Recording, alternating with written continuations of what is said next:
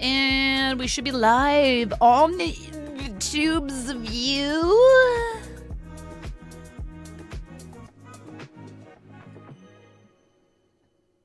You're really good at coming up with ideas and inspiring others to do them. You watch others succeed, but you know that if you tried it yourself, you'd fail.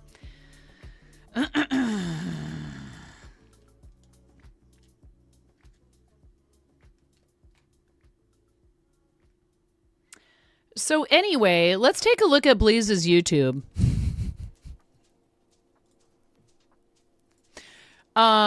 Because I'm pretty sure lots of people, I'm not trying to put you on the spot.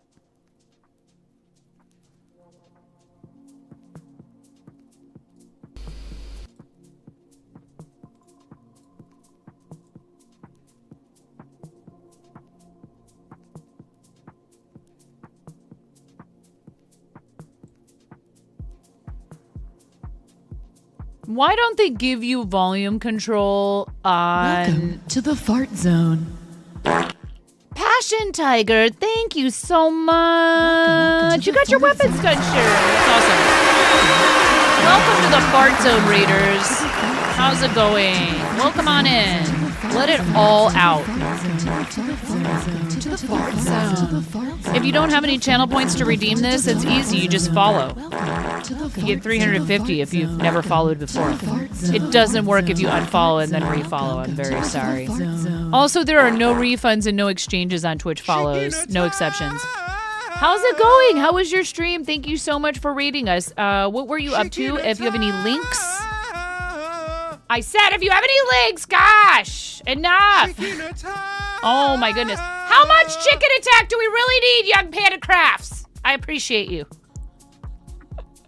Thank you for welcoming the Raiders enthusiastically. Passion Tiger, tell us what you were up to. If you have links that you'd like to share, we'll get you a permit for those unless you're a sub or a VIP. Then you can post them directly to chat. What color egg would you like for the bowl of Bucknificence? Okay. We have a bowl. We put you in it.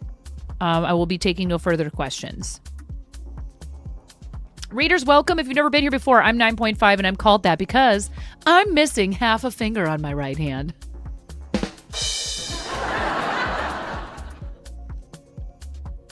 This tragic accident that happened to me when I was 4 years old became fodder for banter in the wait station of a restaurant 25 years ago, and here we are today. That is what I'm still called to this day. You have no links, but you were working on a multi-technique sweater. Oh, cool. I don't have teal. I'm sorry. Our blue is closer to teal than it is to like a standard sort of straight blue. Green works too, whatever you like.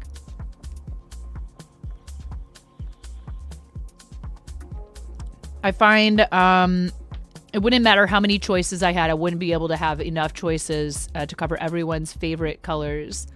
Green, you got it. Thank you so much. Thank you for the raid.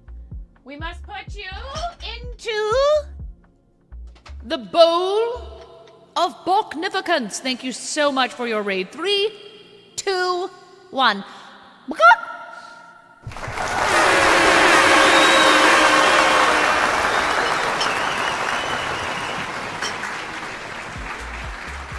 Oh, Rue, you're just in time. We're going to play the raid video real quick. Thank you so much for bringing everybody over, Passion Tiger. And when you say multi-technique, I am curious about that. If you want to tell us more about that in the chat, totally cool if you don't have links to share. But everybody, please give Passion Tiger a follow. We have this video that is very important for any of you that are new to the channel. Before you follow the channel, please finish watching this video. It's super important, you know. It's like your training video, okay? Yes, there will be a quiz. I have absolutely no idea when. Enjoy. I'm freaking out right now. I'm fangirling. You have no clothes on. No. Get supported, nerd.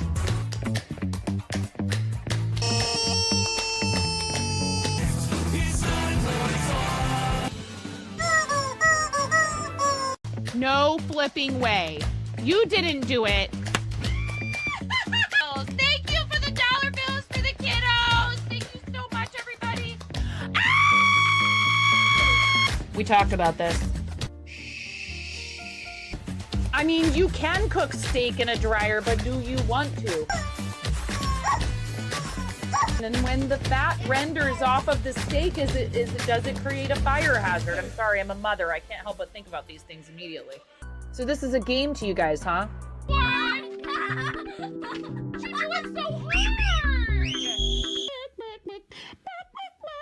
There's people out here with reputations at stake.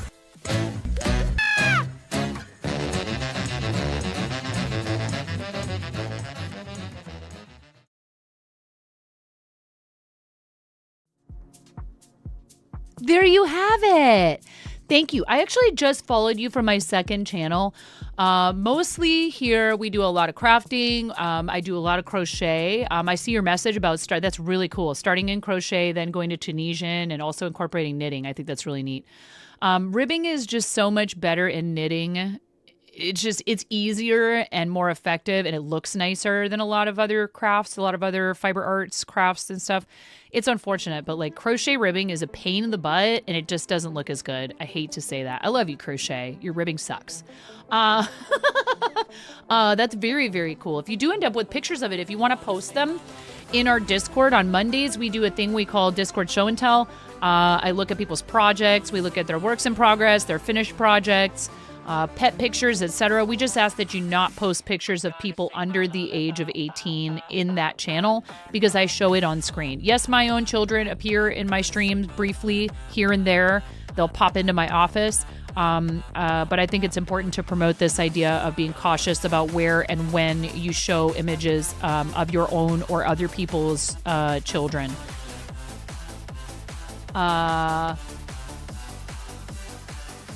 What was I going to say after that? There was something else I was going to say. You don't do crochet ribbing, but you'll be comparing the knit ribbing to Tunisian ribbing. I mean, you know, there's some items I've done where the crochet ribbing has turned out just fine. It's just that it's not my preference. I've actually cast on the edge of a crochet hat to do knitted ribbing before. I think it's cool to combine them anyways. Sometimes you do a whole object in knit, and then you do a really nice, pretty, like flowery lace doily type thing around the edge of like a sweater or something in crochet. I was going to tell everyone about the husky I'm definitely never getting. You're right, Blaze. I'm absolutely never going to be the owner of a husky. It's heartbreaking, but they deserve better than my attention span and ability to focus on their well-being.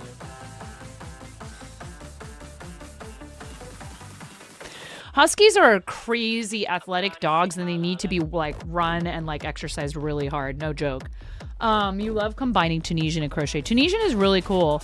I haven't done a lot of color work in it, but that's something you can do with it.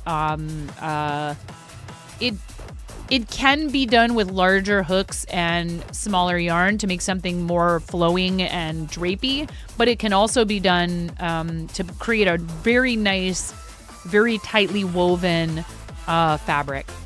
You're really intimidated by earwormers. You want to make them at the front post and back post double crochet sound really difficult. It's not hard at all, Amy.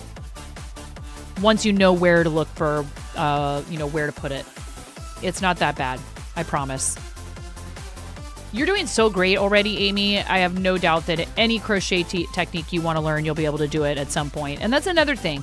Dude, Bob Ross said this, and I feel like it is so important to keep saying over and over and over again. Talent is just a pursued interest, and people do not learn things all at the same rate.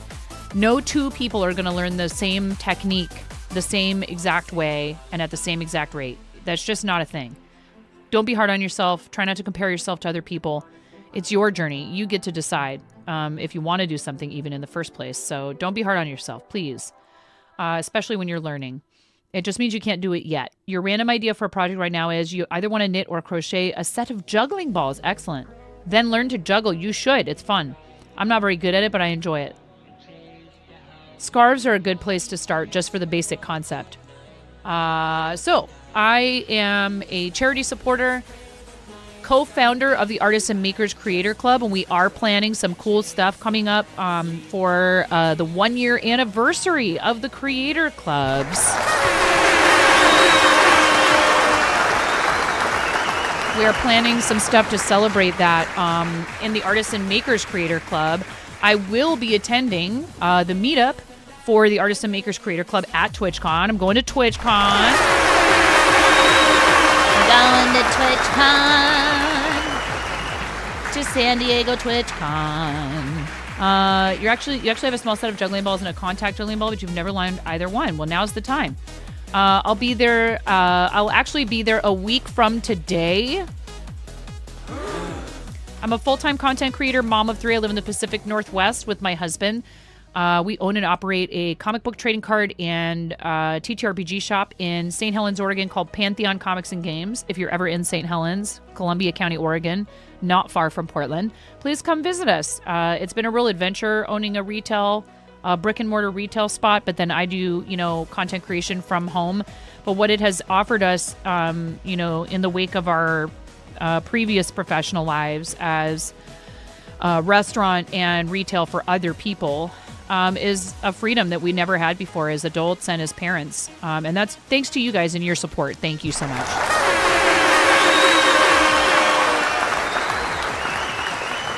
When you support the channel, you're not just helping me chase my dreams. You're actually helping me help my kids chase their dreams. I'm more present in their lives than I ever have been as an adult because I don't have to go punch a clock for somebody else. And I'm happier. Imagine. Now, that said, we got to do what we got to do.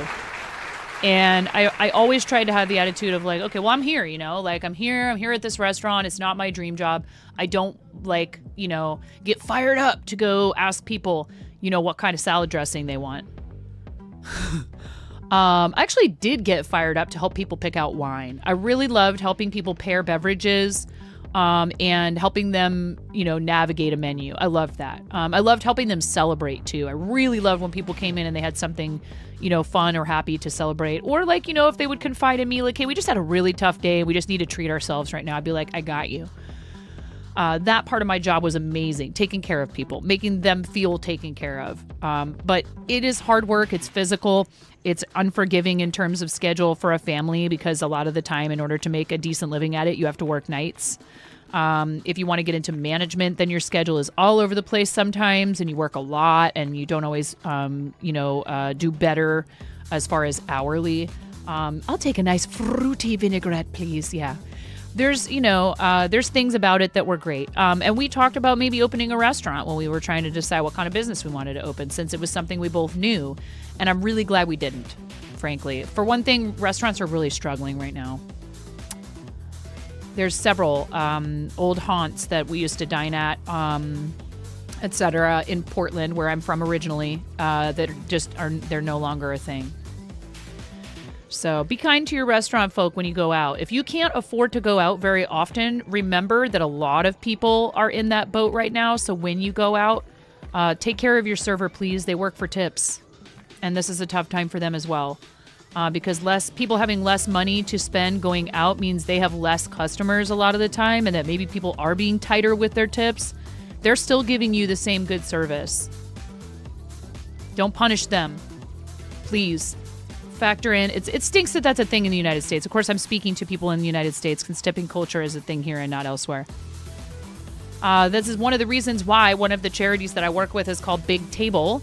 They're based out of Spokane, Washington, and their focus is on assisting people in crisis who are workers in the restaurant and hospitality industry. One of the biggest, if not the combined, it is definitely the biggest industry in this country.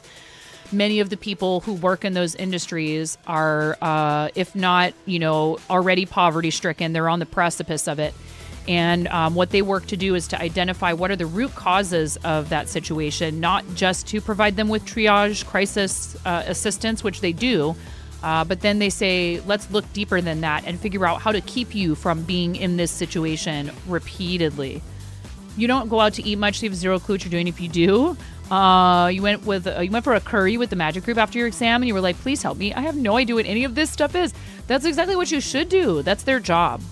In the UK, restaurants tend to be one of the few places where you do actually tip still, but the staff don't depend on it for their wages. Unfortunately, in many places in the United States, the pay for people who receive tips as part of their compensation is abysmally low and has not.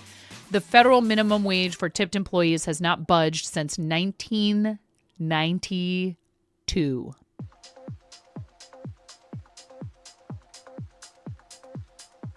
Many states, it's higher than that. Where I live in Oregon, it's much higher than that.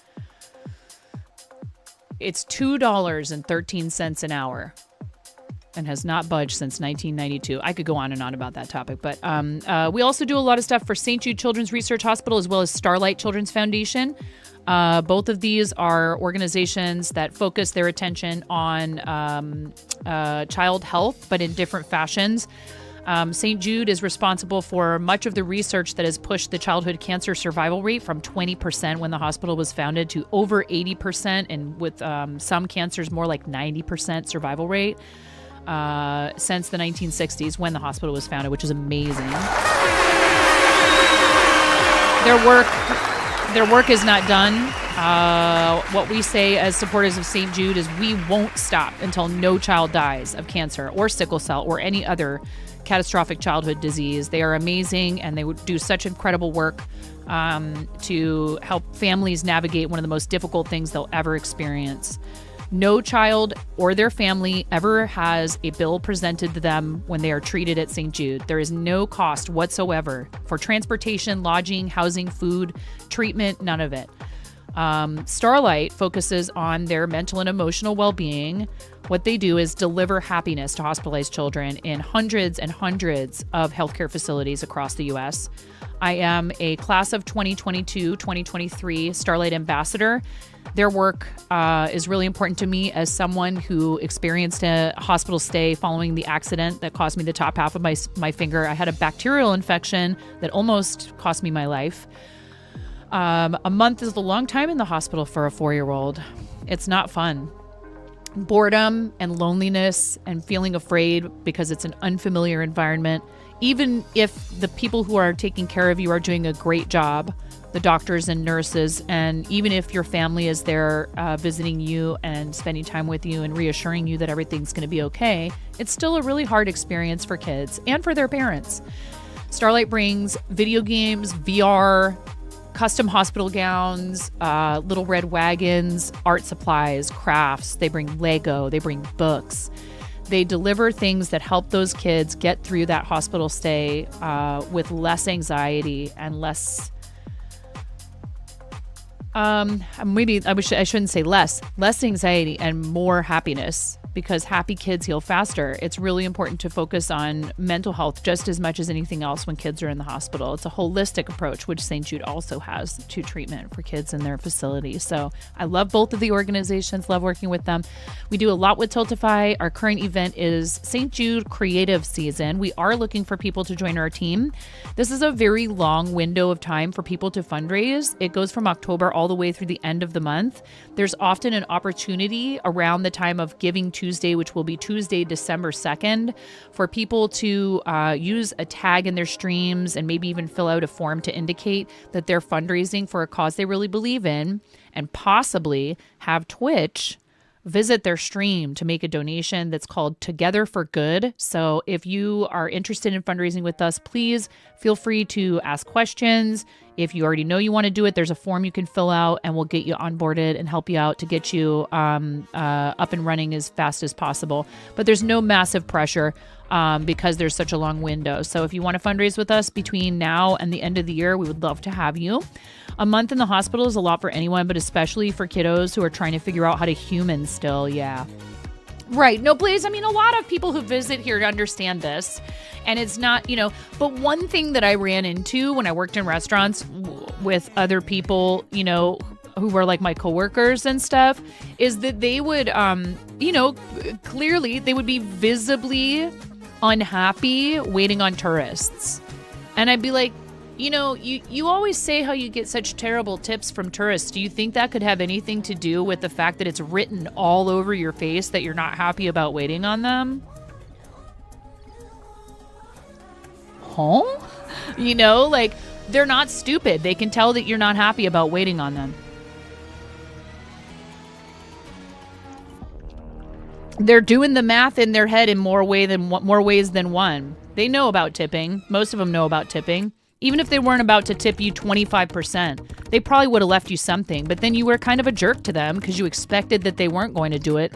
And they know that it's based on how, their perception of your service. So this was a self-fulfilling prophecy. The system isn't great. It's not great. But if you choose to see it as, all I care about is money. So it's hard, though, because there were people I worked with where I'd be like, you're so mean to everyone and you get great tips. What's up with that? I try to be nice to everybody and sometimes I still get stiffed. It's and that's restaurant lingo for they didn't leave you a tip. When you get stiffed on the tip is, if you get stiffed, that could also refer to they just didn't pay anything. They got up and left without paying. But that's what I also would refer to as dine and dash. Not to be confused with door dashing. And please don't dine and dash your door dasher. Please don't do that. I've read some horror stories of people claiming their food never showed up. And then the dasher gets in trouble. Even though they totally delivered it. I saw one video where the guy went and confronted someone and was in their office going, I was here yesterday. I delivered your lunch. And you said you went into the app and said I didn't deliver it. And I know I delivered it to you. Look, right there. You saw me. I was here. And, it was a bit aggressive. I don't know if I would say that was the best approach, but I understand. I understand that person's frustration.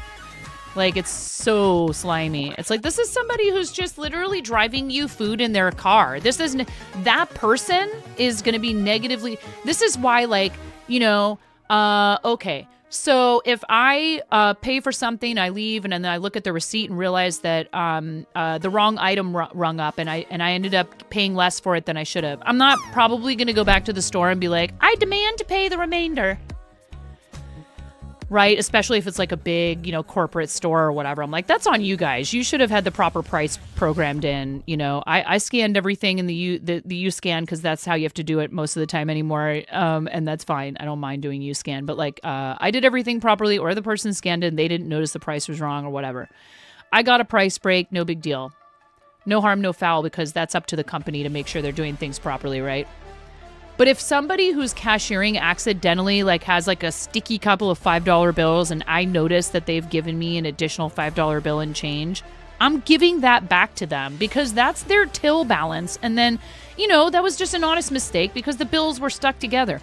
That would be gross for me to knowingly keep that because that person, my honesty could save them a meeting in the manager's office. They're not trying to, screw up their, their count and here you go. They're not trying to slip me a $5 to benefit me or them. That's just a mistake, and you should point it out to the person and help them and make sure they don't get in trouble. Here's something you've heard from some people who do go out to eat at restaurants over there. They start with a 20% tip in mind and then adjust it based on the service. If it's okay, it stays there. If it's bad, it can go down to 15 or 10. If it's really bad and if it's great, then it will go up. Right. For most Brits, it would have to be absolutely terrible to, yes, most Americans are the same way. Most people. The worst, though, is when they want to leave you a pamphlet about why they're not tipping. So essentially what that says to me as a server is, that that this is hard and disappointing for me and that it's going to negatively affect me. And you want to make excuses for why you shouldn't have to do it, so that then I can't think of you as a bad person. You're fully aware that this situation it's almost worse. You're fully aware. It could be that the person forgot. Honestly, sometimes I'd be like, oh man, they didn't sign both of their slips. They're both on the table still. They just forgot. That stinks, but that happens. But the person who wants to leave the explanation on the table for why they didn't tip you, that they shouldn't have to, that it shouldn't be their responsibility. It's but that's the system that we have here. So you're just choosing not to participate. Then you should choose. Then don't participate in going out to eat and sitting down at a table and receiving table service. I understand why people don't do it for counter service sometimes. I still do it for counter service because that person's working and they have to be nice to me, and I just believe in doing it. But I can kind of understand why people wouldn't do it for to-go or counter service, or maybe tip less for counter service. Totally understand that. But not tipping at all for people who come and wait on you at the table, those people are not making very much money per hour, and you're negatively affecting their ability to make a livelihood. It's not cool. You saw a funny comment the other day. So someone's credit card was stolen, and they found out the thief went out and ate and only left a $4 tip. And they were like, "Who leaves a $4 tip on a stolen credit card?" Right? Yeah, I don't know. I have a skewed perspective after being part of that industry for 25 years, and I understand that. But I just feel like it just is, it's common decency. So if restaurants were going to charge what it takes to pay someone a living wage, the whole thing would just cost more. Everything would cost more on the menu. And places will try that, and everybody goes, "What? These prices?" And it's like, well, yeah, but then you guys say, "Why do we have to tip?" Can't have it both ways. Because you can't have it both ways. And honestly, towards the end, I did really, really well because I had a lot of experience. I was working for a place that had really good food that it made sense to charge a lot for because it was extremely well prepared with great ingredients that were all local. Everything was made in-house, etc. But it wasn't too stuffy, and it was a fun environment and all that stuff. Thank you, Miro. There's ads in about 3 minutes on Twitch. We do 90 seconds twice an hour. Thanks for staying through them. But, I could go on about, like I said, I could go on about this for a really long time because it's something that I experienced for so much of my adult life as a server. Just think about it this way, right? What if your compensation at your place of work was not stable, predictable, and based on as arbitrarily as is humanly possible on your performance and whether or not you are doing a good job? And some stranger could just walk in who's never done your job and doesn't work with you and is not employed by the same business as you and be like, I just didn't like what you were wearing today. I'm going to step away during the ads real quick and stretch my legs before I get started knitting. Thank you guys all for being here, and thank you for the raids already today and for hanging out. I hope you guys are all having a good Friday Junior. I'm not sure exactly what the weekend will hold this weekend, by the way, because, there's a lot of stuff I'm going to need to do to make sure that everybody's set up for my trip. I'm a little anxious. It'll be fine. I've left before, but I don't like doing it. I enjoy the trip, but I don't like leaving my kids and my husband. No tip, reason given equals server was too tall. Reminded you of an ex, or, like,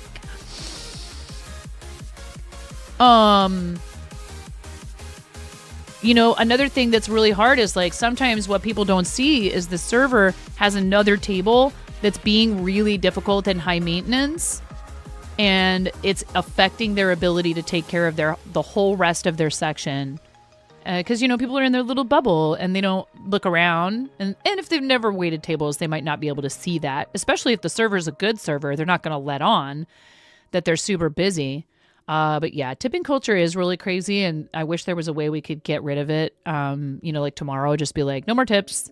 Everyone has to pay everyone enough to, be able to afford an apartment and food and utilities. And maybe we, I don't know, we could start talking about, basic universal income and stuff like that, but I don't think we should get into that topic. Anyways, let's go on a break. I do. I have lots of opinions about, I did that for so long and it was in many ways very rewarding, but I'm glad I don't do it anymore. Thanks, you guys. We'll be right back after this ad break, which is one of the ways you can help me to make a living here. Would I be irritated if someone came in to eat alone? Oh, no, of course not. Please, I used to have multiple guests that would request me, and I wonder if that's why. Actually, I never thought about it. Who were solo diners, and I was their favorite. Maybe it's because I didn't make them feel funny for being there by themselves, and I'd interact with them, but also if they needed to get stuff done, I'd leave them alone. I never thought about that. That might be something that people would, treat somebody not so great for. Yeah, it's so tough. If you're compassionate, you would notice these things, right? Hopefully. All right, we'll be back after the ads. Thank you, guys.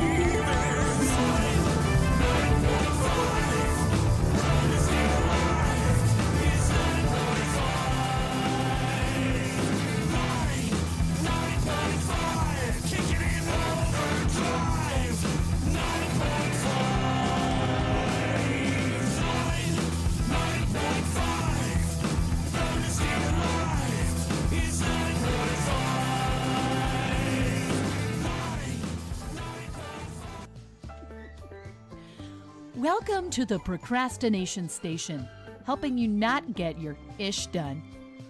Since 1979. Are you ready to go, Ramona? Yes. Okay. I have to settle on a voice. Am I just an old person? Because I said, it's okay. It's okay. Lotus. Okay. It's okay. Alexa, it's my pleasure. What are you doing, finger rat?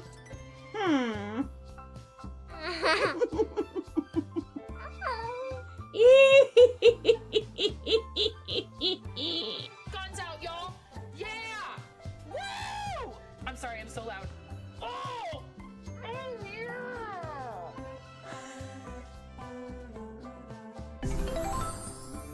I'm never coming out.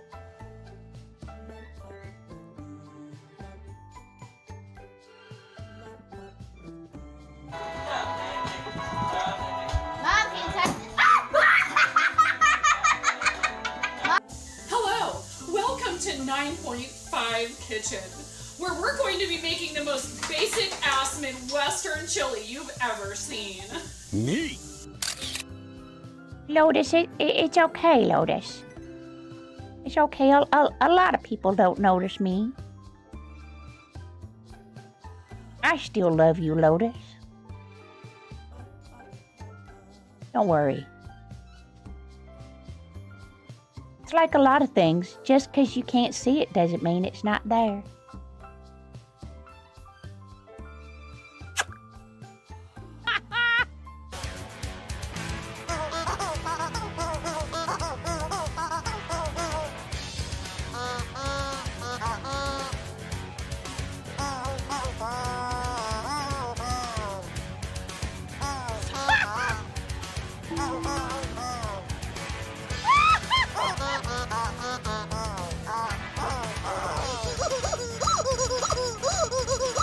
Wait.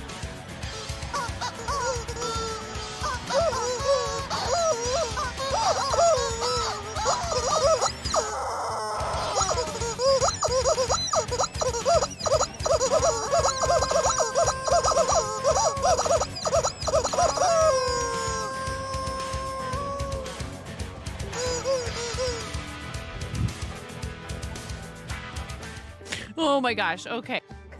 Ooh, piece of candy. Ooh, piece of candy. Ooh, piece of candy. Ooh, piece of candy. Ooh, piece of candy. Ooh, piece of candy.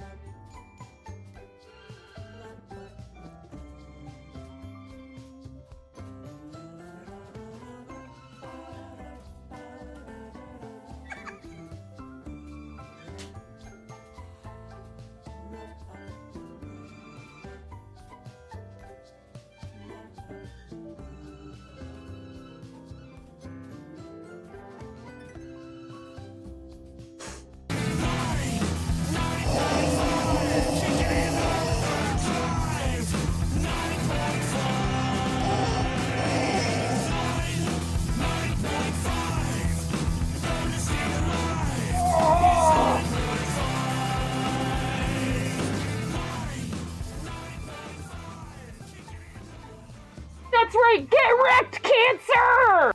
Sickle! Thank you for the sub! All 4, 3, 2, 1.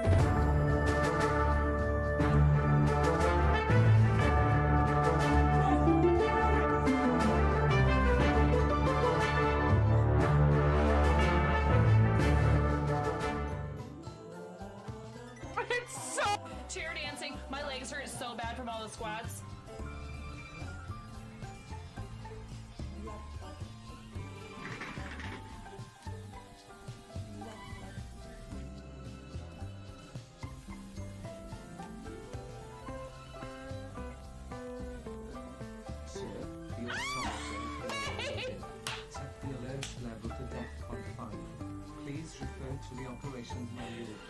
I love you, May. Thank you for gifting 5 subs to the community. Here, I'll do my best impression of the like underpass. You know, the highway underpass dancing.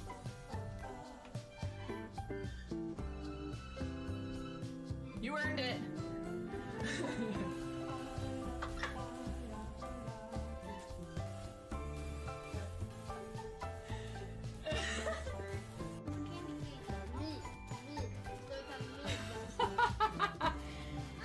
Alright. Lego explosion. Nothing unusual. Everything is fine. This is fine. Not distracting at all. Alright. You ready? Maybe we don't need this to be such a large piece of tape.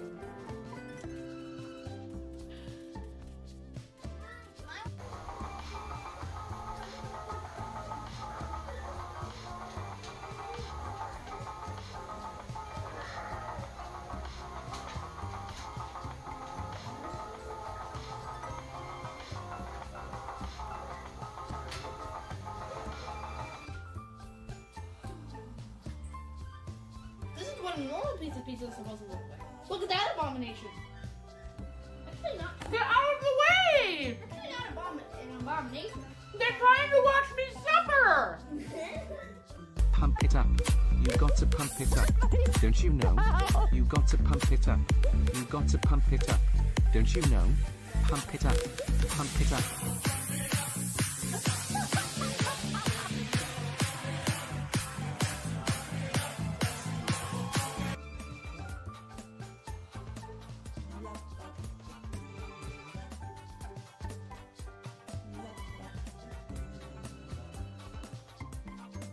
I have many talents.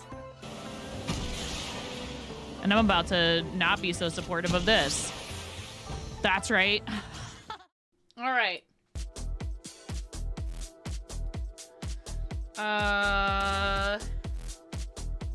I need to do some tidying before I get into this. Thank you. Welcome back, everybody. Thanks for staying through the ads.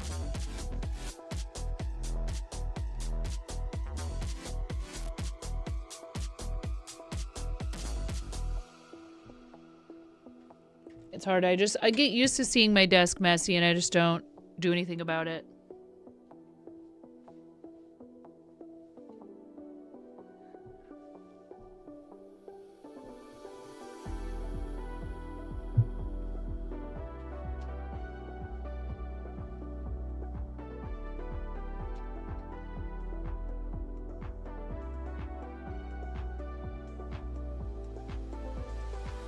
This is the project we want to work on today. The socks, so we'll put that in the bowl.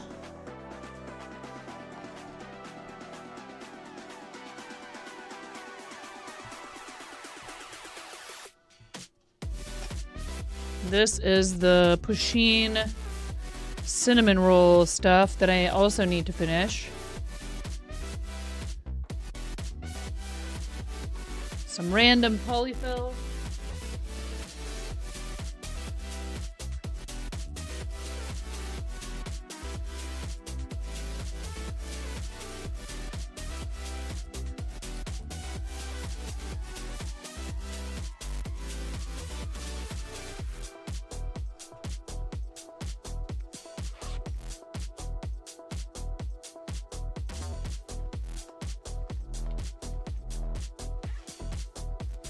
Oh, you having trouble, are you having trouble logging in on...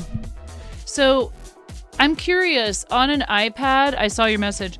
On an iPad, T-Weasel, do you have, like, the icons for different extensions?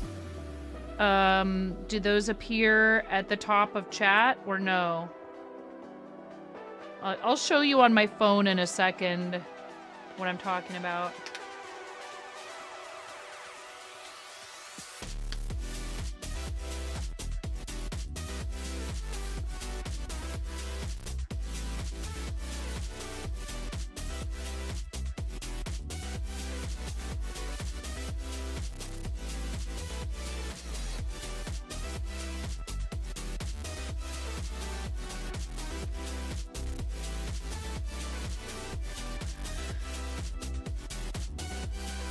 Hi, Mrs. Fuzzy Meadow. How are you? Happy Friday, Junior.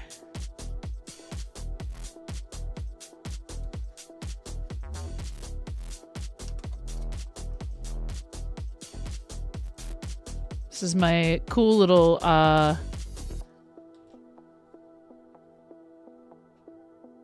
coffin that was sent to me by my awesome friend Karen Day is my name. Shout out to Karen.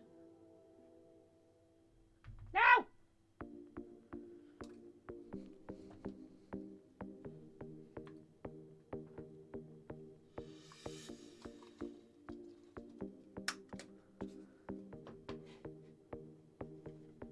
Oh, I shouldn't have closed that.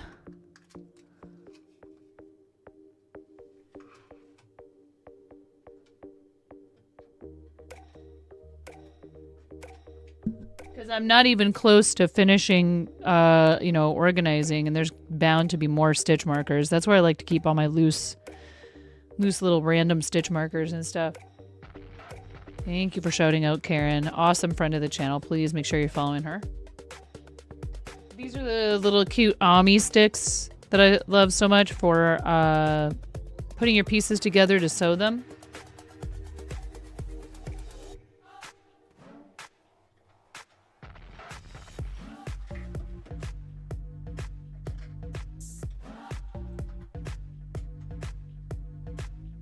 I really need to take everything out of this little organizer on my desk and just reorganize everything.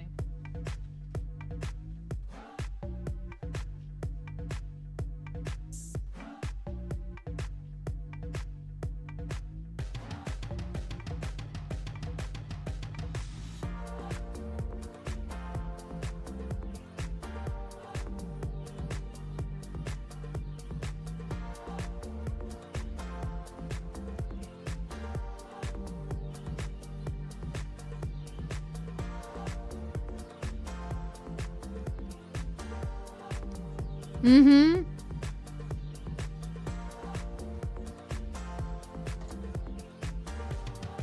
I'm glad you figured it out, T-Weasel.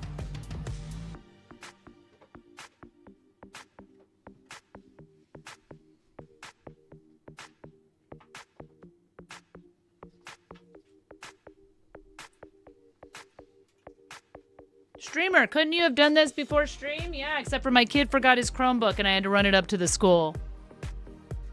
It's like magically all of a sudden now that I can drive to them, they keep forgetting things and needing to like go back up there and stuff. And I'm like, this is no coincidence. You know, maybe before they just didn't say anything. I don't know.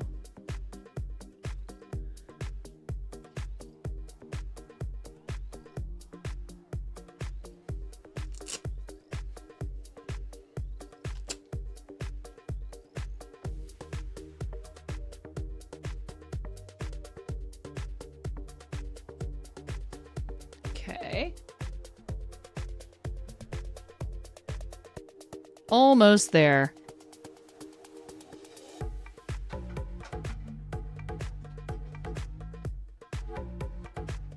There's something of a method to my madness here.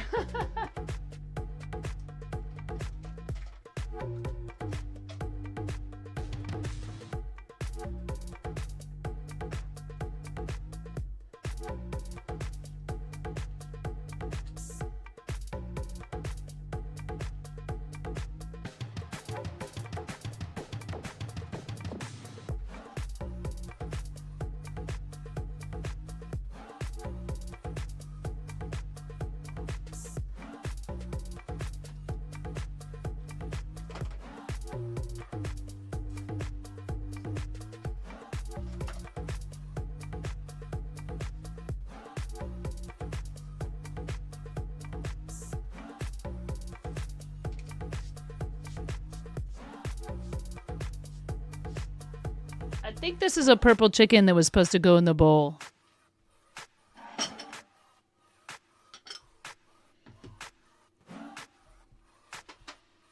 For whomever this chicken belongs to. 3, 2, 1. Bakok!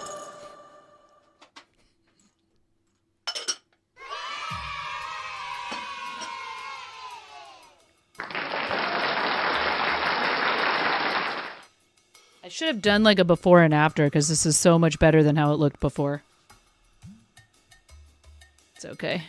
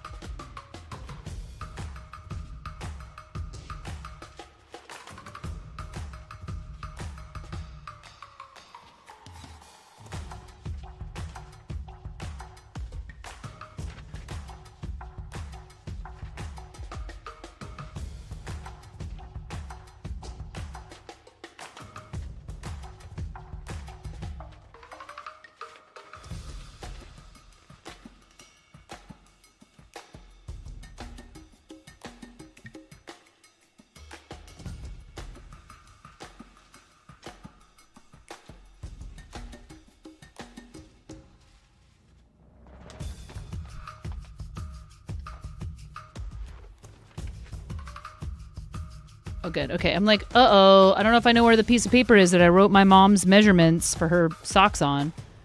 Hi, Ella!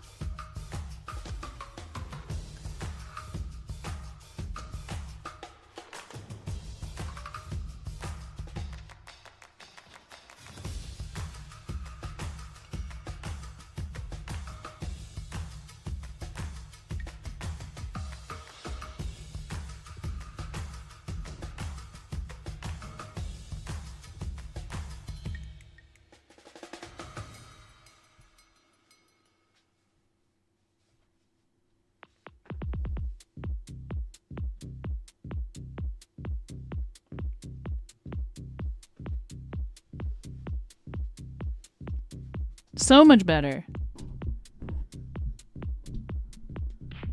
Yeah, what you showed me so far looks so good. I'm so proud of you. Awesome job.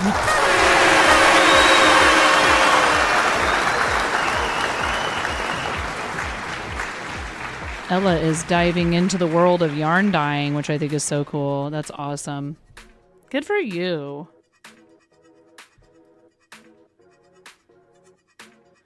So now I just have to figure out where in the heck I am in this. Like, this is what happens when you stop with a project like this. I'm like, I don't know what I was doing. Okay, that's the beginning.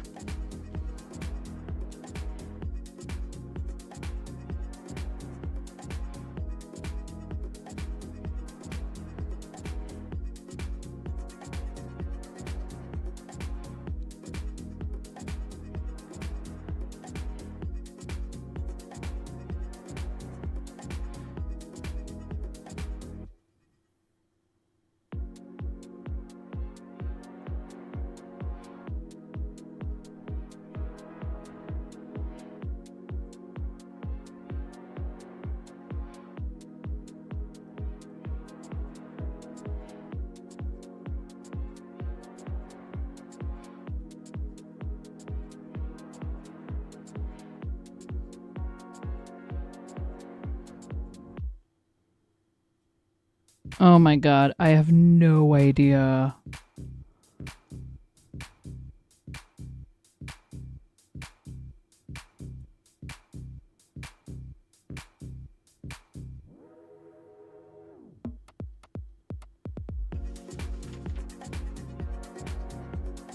Ooh, I am so smart. September 24, 25. Stopped after round 1 through 7 stitches. Next 2 rounds equals knit only.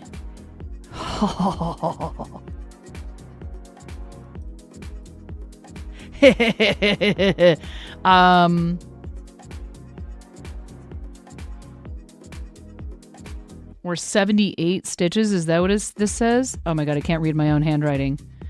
1, 2, 3, 4, 5, 6, 7, 8, 9, 10, 11, 12. Another one. 13. What? 14, 15, 16, 17, 18, 19, 20, 21. What? Yeah. Kamei, you are not supposed to be doing things like that right now.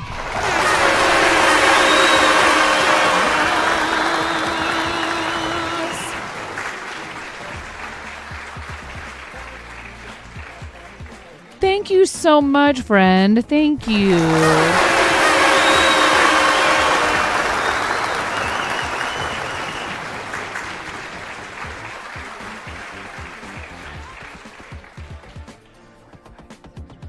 Thank you so much.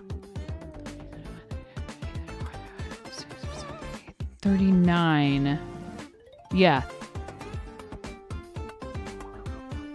40, 41, 42, 43, 44, 45, 46, 47, 48, 49, 50. What color, Mrs. Fuzzy Mato? 51, 52, 53, 54, 55, 56, 78, 9, 60. 1, 2, 3, 4, 5, 6, 7, 8, 69, 70, 71, 72, 73, 74, 75, 76, 77, 78. What color, Mrs. Fuzzy Mato? You were making sure train trip was okay to post and hopping over here. Yeah. That's awesome. Hey, I'm happy that you're there. You've arrived. Pink. Excellent. Let's do it. Thank you so much, Kamei, for that gift sub to our friend Mrs. Fuzzy Mato. Thank you for your generosity and for sharing the benefits of being a tier 1 subscriber with our friend. That's so kind of you. No ads for you, Mrs. Fuzzy Mato. Free stuff in the sound alerts.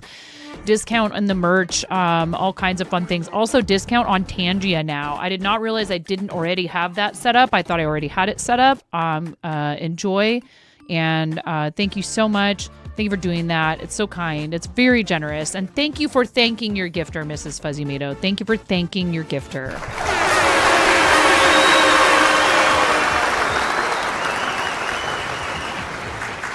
Now we must put you into the Bowl of Boknificence, or as we like to refer to it in October, the Bowl of Booknificence. Ready? 3, 2, 1.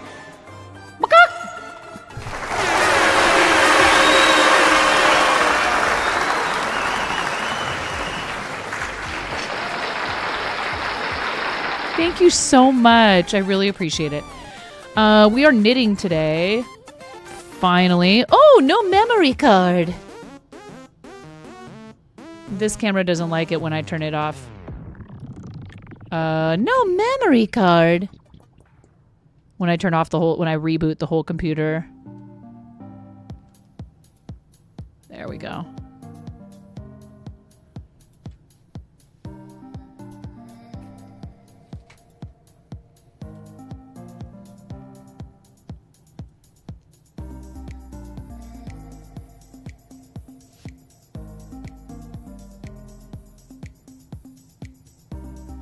Now, if this looks really freaky to you, if you're like, holy heck, what is she doing? What is all of that? Rest assured, I felt the same way when I first started working with double-pointed needles, but I prefer them for socks for a number of reasons, including but not limited to the needles themselves actually kind of become like stitch markers. I love DPNs.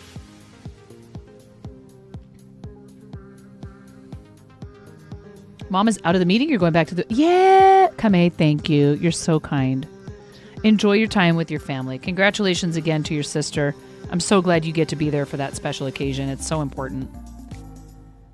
Kamei is there for her sister's wedding, which is awesome.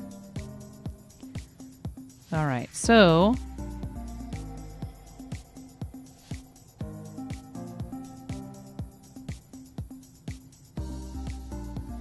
And if we could have a fancy shout out for Kamei, that would be awesome. Really great friend of the channel who is super fun to hang out with. You guys, please make sure you're following if you're not already. Thank you.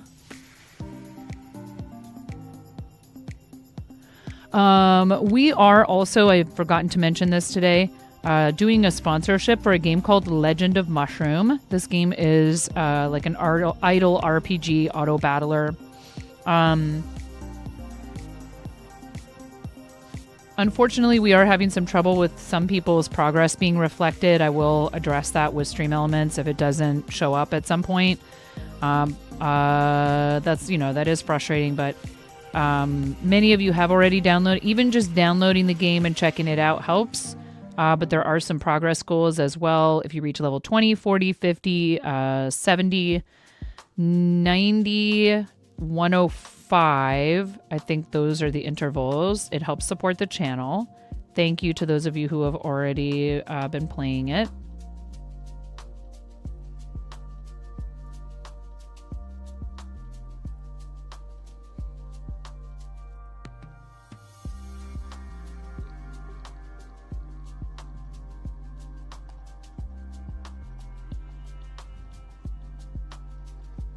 Is this? Oh, I see. It is my headphones.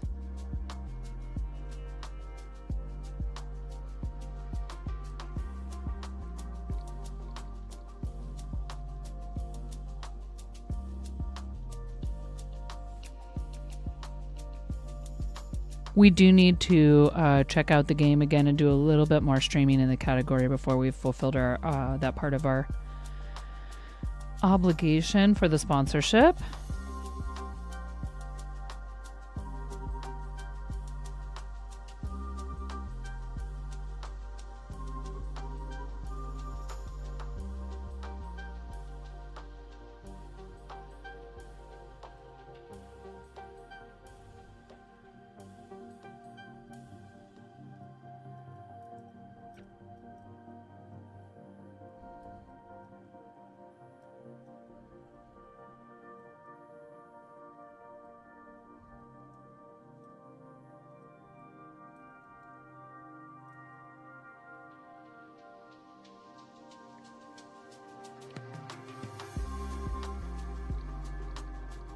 The ancient religion Zoroastrianism includes in its religious text titled the Zen Davesta a section devoted to the care and breeding of dogs. We think of them more these days as like companions, but they were, it was a team effort as far as survival. It's the whole way they became domesticated animals in the first place.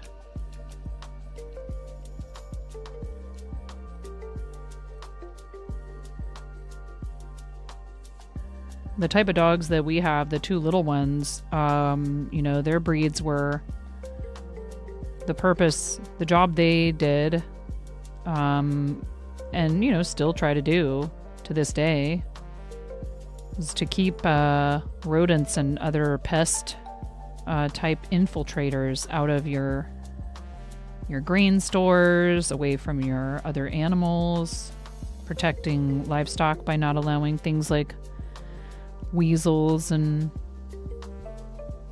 small predators and also rodents and other things that could damage your property and steal your food.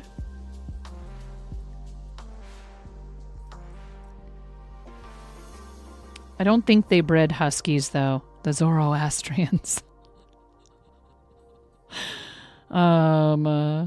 Just in case Blaze was wondering.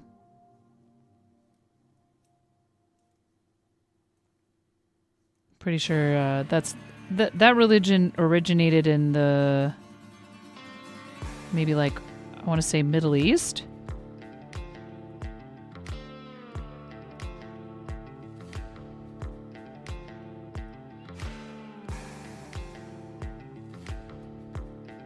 These are tiny needles, but they're not so bad. This yarn is Hobie Silly Socks Flower Pop, which I actually was able to purchase using points. So if you enjoy shopping with Hobie, make sure you check and see what your points balance is. They retired their Plus program, which is too bad, which was like a premium subscription-based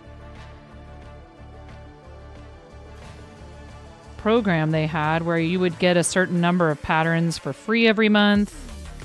Also, I have a UPS delivery today that I have a feeling might have something charity related in it. Haven't heard my dogs going nuts again yet. It said that it should be here between now and 4:30.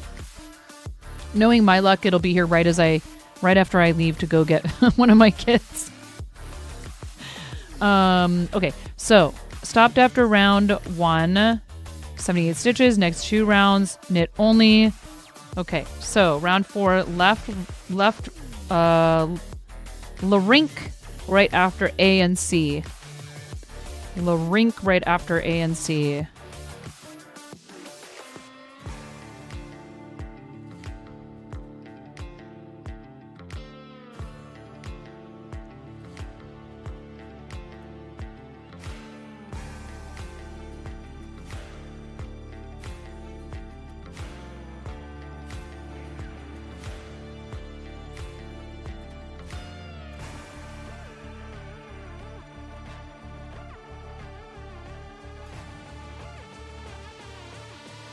I forget what larynx is, though. It's in here.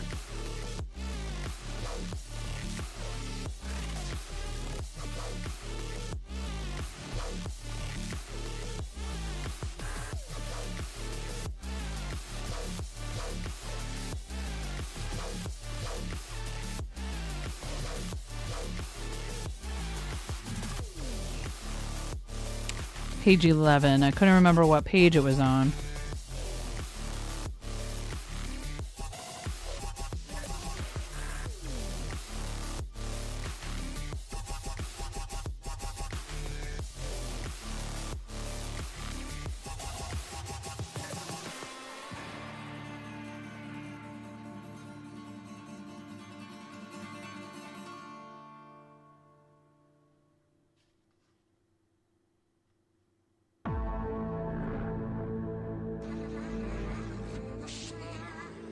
Leaning right or right leaning. Lift the right side of the next stitch's mother, place it on left tip, then knit into its front leg.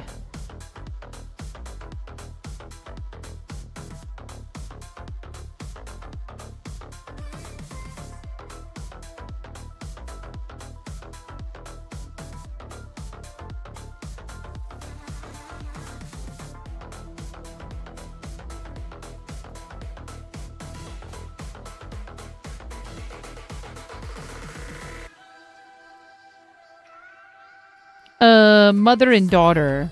I don't know. Mother and daughter.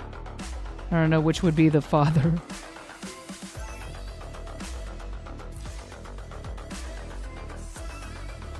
So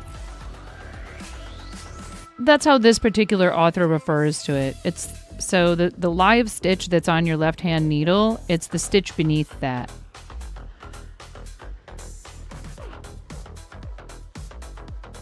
So I'll be doing another one of these increases in a second. No cousins either.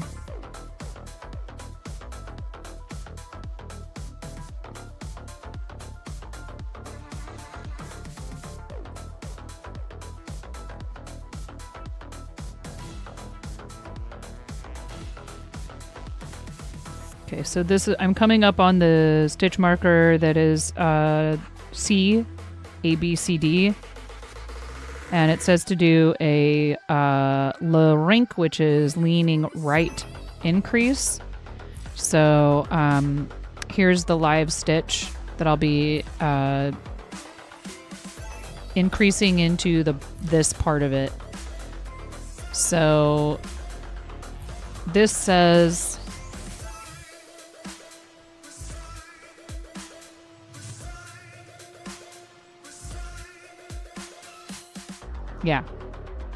in this stitch down here, you're pulling this part.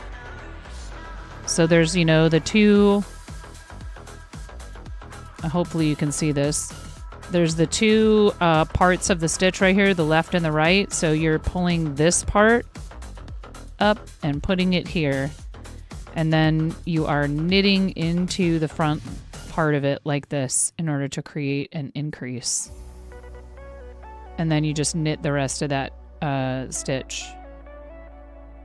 And that's one method for creating an increase in knitting. Another would be to pull this bar that's in between them up. Another would be knitting front and back. But many of them have they're kind of conspicuous, meaning in the finished product you can see them. Sometimes that's intentional and people like it, and it creates sort of a pattern where you can see where the increases were, and it leaves like almost a little bit of like a hole. It is very thin. Amy, this is I would say this is a fingering weight. I forget what size needles I'm using.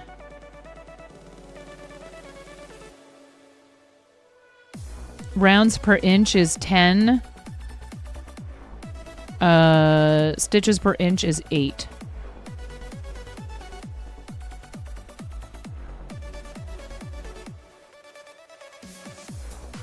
So I just completed an increase round. Foot mittens. Yeah, DPNs. No, I mean like I forget what size. I don't know if these have it. They do have it printed on them.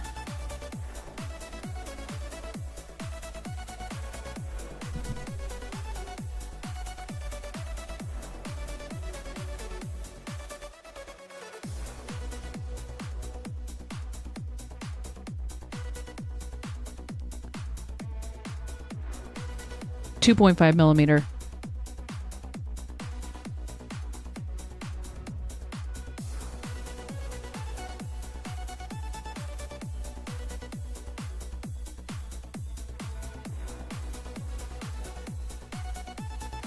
How you doing, Dueling Needles? It's so nice to see you.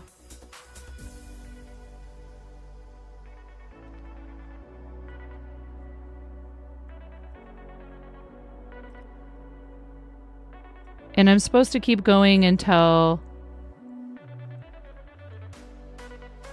It says repeat companion round, stopping after a completed round 1, 4, or 7 when total stitch count reaches the following custom instep number. Medium instep, multiply F by 0.9.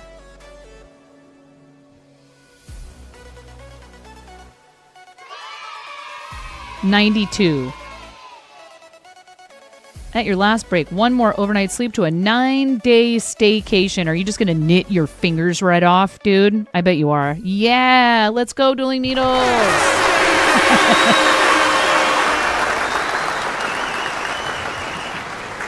Let's go. That's awesome. Good for you. Yas, queen, slay. Yas. Brag here for a second. Make gluten-free, sugar-free pumpkin bread today, and for the first time, it turned out not dry. Let's go. Very yummy. Sounds good. I love pumpkin bread. You have hours to burn. You still have 2 days and 2.5 hours to pick more time off.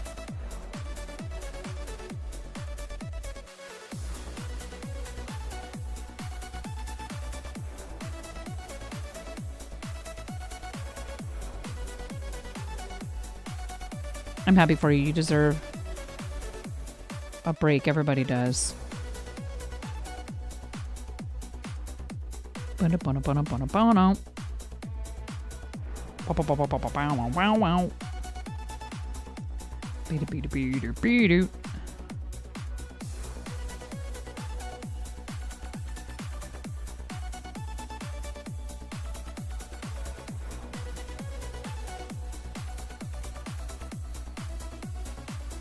The book that I'm using, that I've used to make custom socks for myself, my husband, and for kids and other people, is New Pathways for Sock Knitters by Kat Bordy, R.I.P. She passed some years ago, but her legacy definitely lives on in a lot of people who have learned a lot of really cool knitting stuff from her. Not having to take all your time off hours sick. Bonus. It was a good year. You were only sick a total of 24 hours this year. Yeah, hey, I'm glad to hear that. Dueling Needles might be interested in that pumpkin bread recipe. You saw an entire fleet of geese today. Honk, honk, honk. Any Gritty Goose enjoyers in the chat?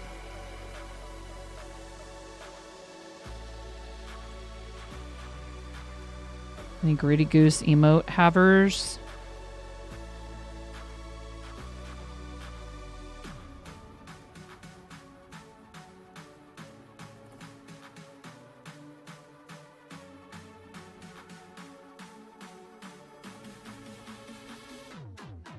I do want to learn toe up 2 at a time. They were all running together in unison. How you doing, 40? I hope you're having a good day.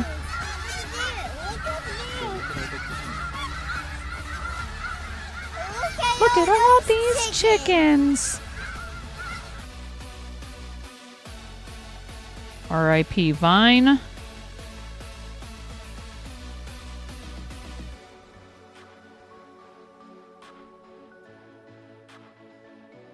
Is it fairly high in fiber too? Typically anything involving pumpkin is going to be pretty high in fiber.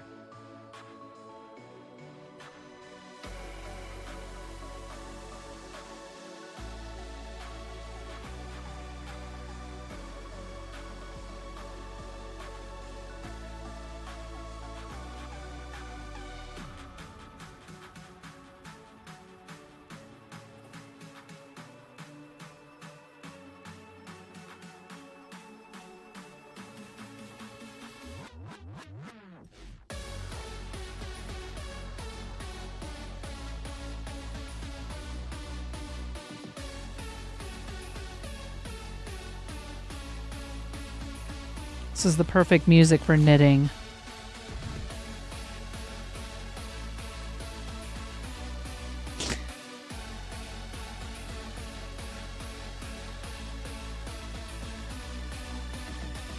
Bob's Red Mill 1-to-1 flour, which is rice flour based. Ripvine. You're all right, just stargazing. You did use canned pumpkin. And either 9 has lost her mind or the beat is tight. Toy.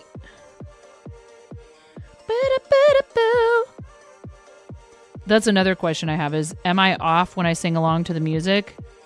Is there a delay?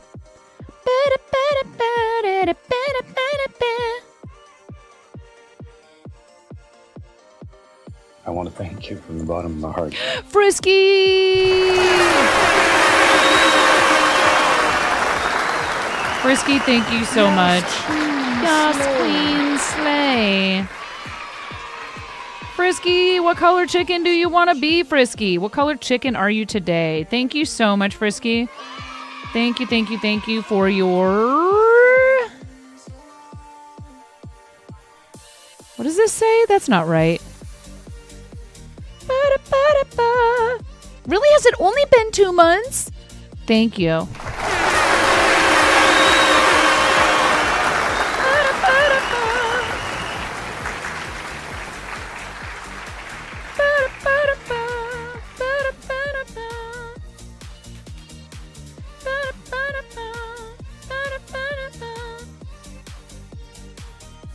Orange! Thank you so much. I really appreciate you. Thank you for resubscribing. Thank you for supporting what we do. Thank you for being a paid tier 1 subscriber, paid recurring subscriber, which helps us to continue qualifying over and over again, extending our participation in Plus program every single flippin' month, chat. Thank you.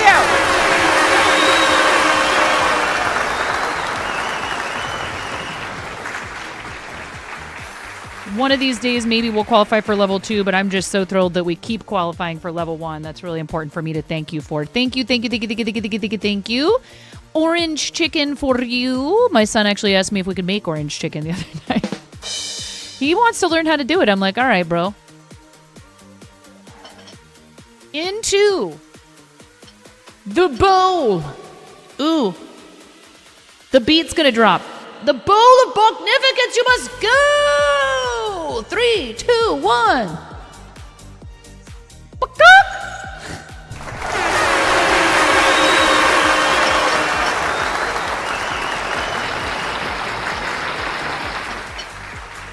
Thank you so much. I appreciate you.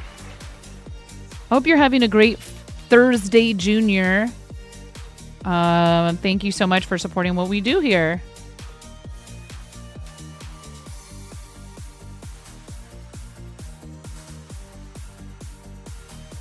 being a sub here on the platform, it does get you some benefits, including, Frisky, if you are a Tangia enjoyer or anyone else in the chat who is a sub, I did actually find the setting for giving subscribers discounts in Tangia.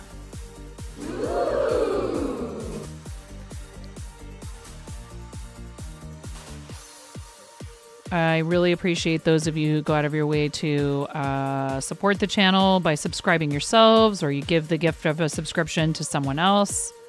Very kind. And the discount is, it adjusts based on the tier. So if you are a tier 3 subscriber, I think it's like 20% off. Mind blowing.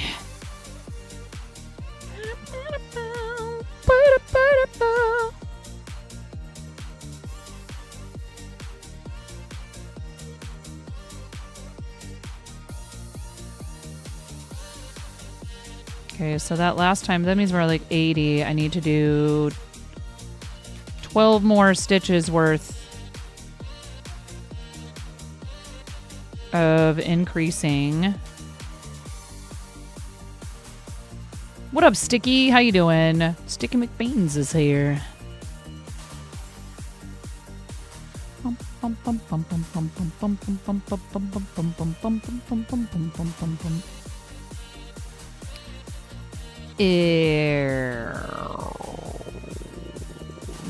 Rink. Right after B and D. So the green stitch marker helps me remember which is the first needle, which helps me remember that the orange marker on the needle is A. So on this row, I will keep knitting past this first marker.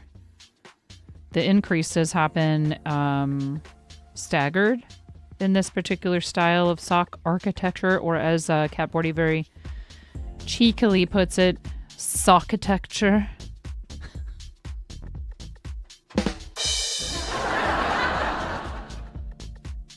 Us fiber artists and our puns and funny little sayings.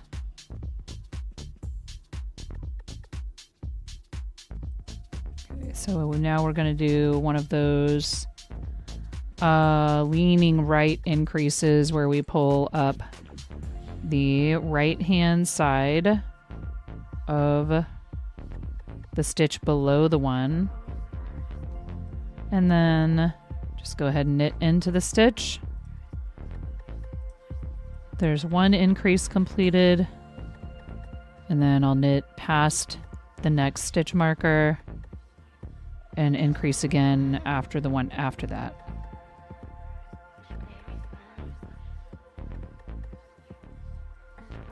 I will say, if you are paranoid, if you decide you want to try to use DPNs and you're paranoid, I mean, you know, with good reason, I've definitely had projects where a bunch of the stitches have just yeeted themselves off of the needle. They do make point protectors that you would be able to attach to either side to hopefully prevent that from happening.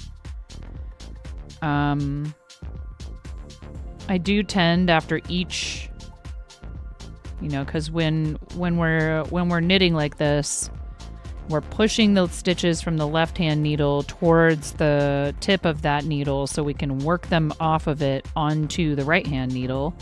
So all the new stitches tend to stay up here toward the front of the right hand needle. So I'll always push them back so they're centered on the needle and don't end up, you know, like on this one. And even as I'm kind of getting ready to knit onto the next one, I'll check the one after it and be like, oh, got to make sure those aren't too close to the edge so they don't fall off while I'm working this next.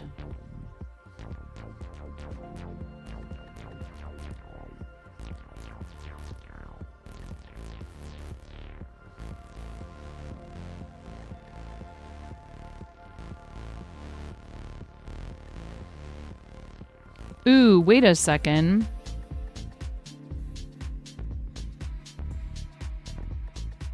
I did this incorrectly. We're going to have to tink. I could just leave it that way and probably nobody would ever notice. Especially not my mom.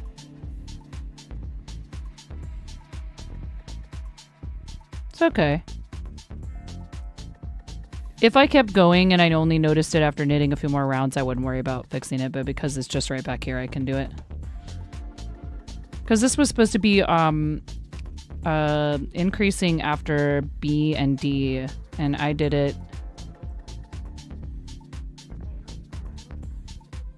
Because see, there's one of the increases right here. And then I did it again after this next marker, and I wasn't supposed to. I was supposed to wait until the needle after that. It's okay. It's not really that difficult to fix. It's fiddly, and it takes some time, and you have to do it cautiously.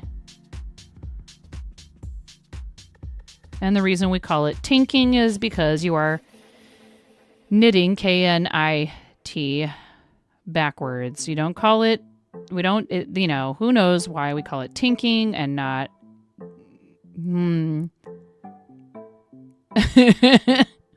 what would that be? Knitting. Knitting. Because tink is knit backwards, and it's easier to say tinking. Okay, and that's where we did the increase, so we can just let that part of it go. And then we're back on track again.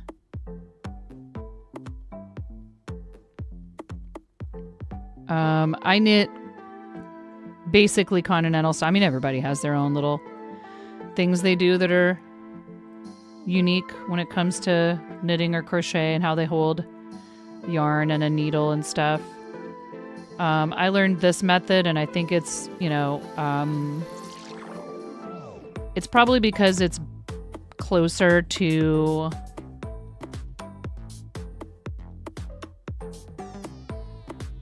crocheting than English style or wrapping, however, throwing, however you want to, you know, that sort of family of knitting style where in this I'm using the right hand needle to like grab and pick and pull the yarn through instead of you know, using my right hand to wrap the yarn around the needle.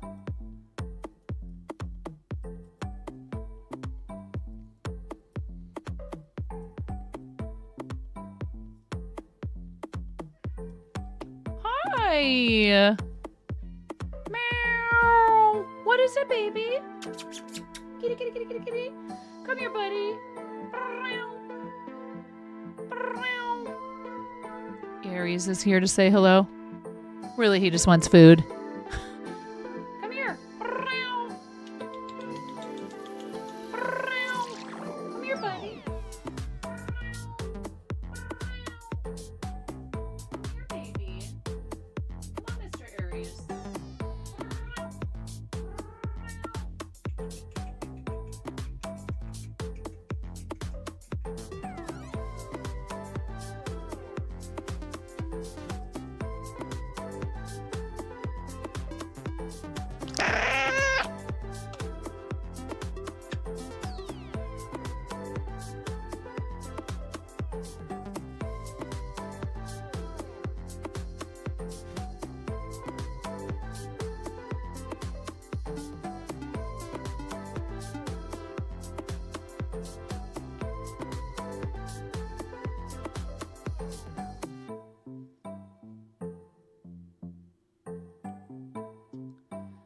He's purring very gently. Hi, baby.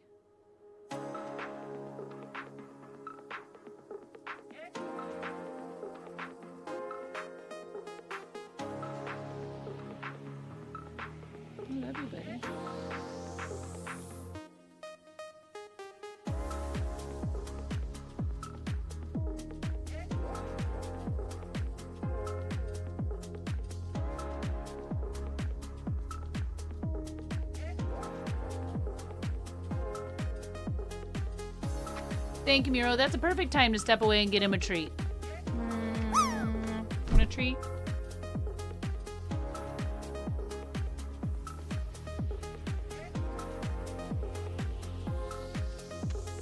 He's being extra patient right now. Are you tired or something? You ran around a bunch outside? Yeah. Yeah.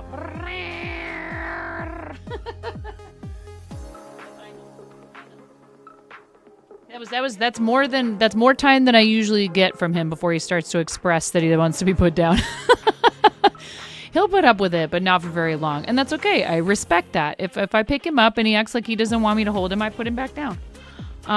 Which is something my kids had trouble with at first, but they've learned. He is not very aggressive with humans unless you are trying to play with him, but he will mess you up. My husband loves to wrestle with him and play with him kind of rough, and every once in a while I'll be like, dang, you got by Aries, huh? And he was like, yeah, I kind of was being a little too too enthusiastic, because he likes to play like that, and usually he's very good at knowing when to stop before he'll actually break your skin or whatever. But every once in a while my husband really riles him up, not in a mean way. He's playing with him, and typically Aries seems like he likes it, but every once in a while, you know how cats are, they'll just go, all of a sudden I don't like this anymore, and you're like, oh my god, I'm sorry. Athena caught me one day. All I was doing was looking at her. I know, we did name him that, Amy. We kind of are asking for it. He's a doll. He's such a sweetheart, though. Yeah, but he goes out and terrorizes the neighborhood. I wish that I could keep him inside, but he won't. He just won't. They like it till they don't, yeah. And it's okay. You have to pay attention, because in the blink of an eye, all of a sudden, I'm going to go give him some treats. I'll be right back. We got ads coming. Thank you guys for staying through them. And hi, Luna. I'm sorry. I did not mean to ignore you saying hello. Anything else I missed while you're just here for the food too, RC. Facts. All right. I'll be right back.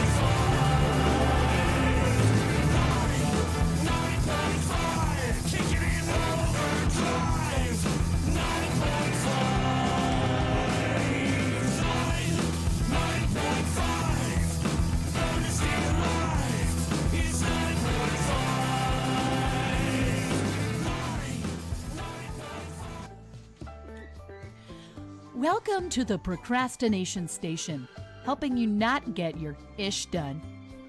Since 1979. Are you ready to go, Ramona? Yeah. Okay. I have to settle on a voice. Am I just an old person? Because I said, it's okay. It's okay. Lotus. Okay. It's okay. Alexa, it's my pleasure.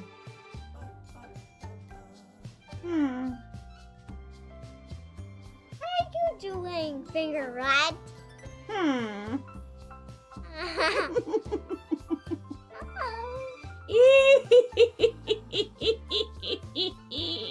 out, y'all! Yeah! Woo! I'm sorry, I'm so loud. Oh!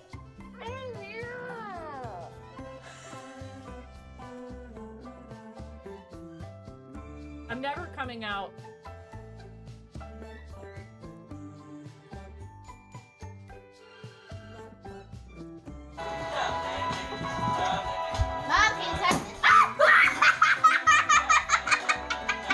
Hello, welcome to 9.5 Kitchen, where we're going to be making the most basic ass Midwestern chili you've ever seen. Lotus, it's okay, Lotus.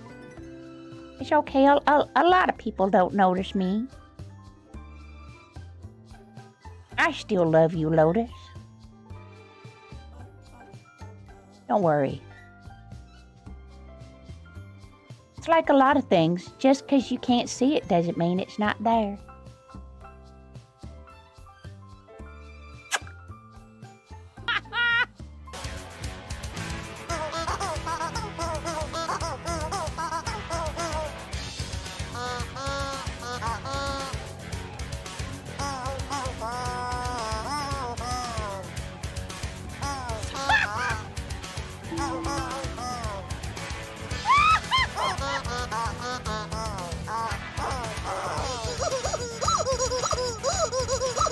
Wait.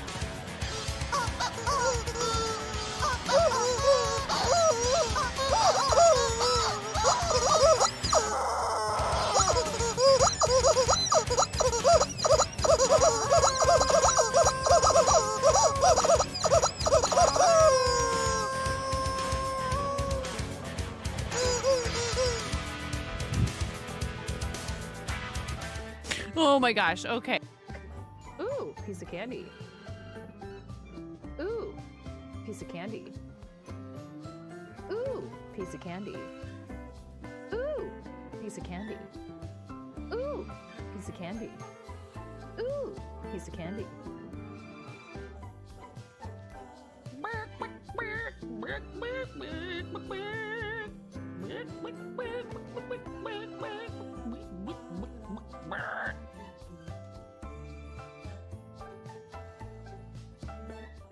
All right. I have a notification.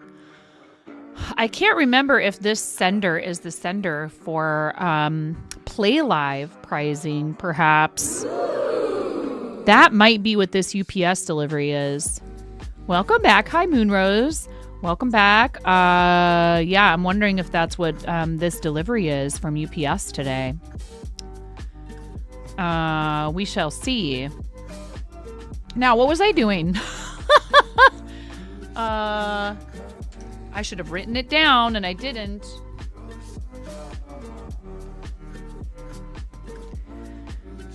I think, did I just do an increase on this last one? I did. Okay, so this next is the 2 rounds of just knitting all the way around. Let's hope it's not scattered craft herpes. Oh my god. Seriously, please, for the love.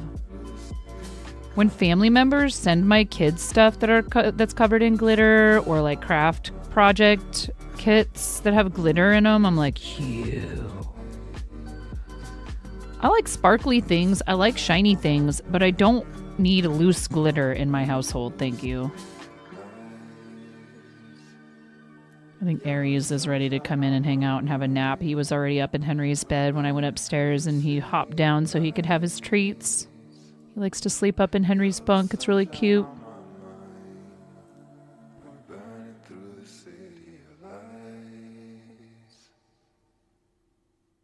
I'm not sure what we're going to do with the bunk bed. We might keep it. And that way, you know, if the boys had a sleepover guest, they'd have somewhere for them to sleep.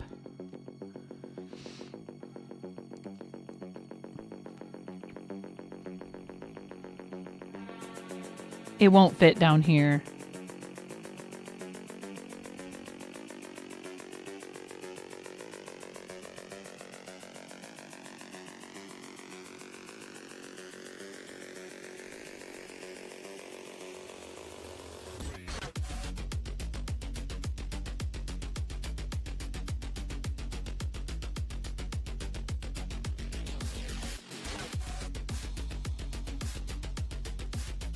This has 9 Inch Nails vibes.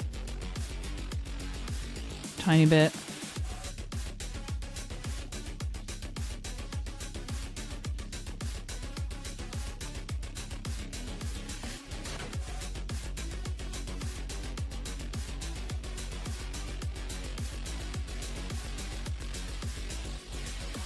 It has the beat. Cyberpunk-ish, yeah. Plush toy that you pick off all the fuzz.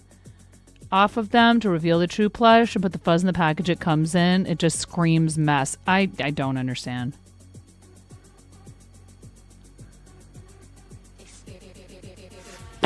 Like for older kids or an adult that has like a loving to like pick things apart, pick at stuff, fascination or what have you, yeah.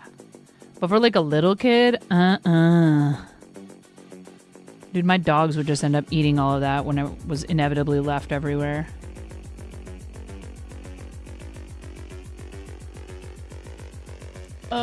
Your mind went. Tron Ares is coming out tomorrow. I don't know what that means. If possible, can I read out the artist and the song? I sure can.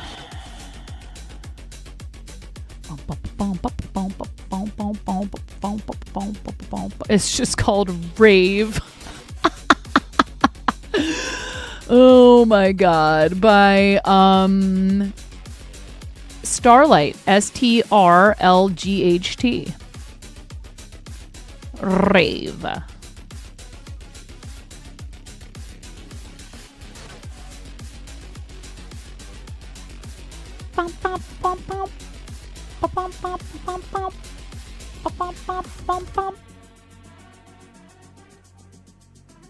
Any ravers in chat? Any ravers in chat?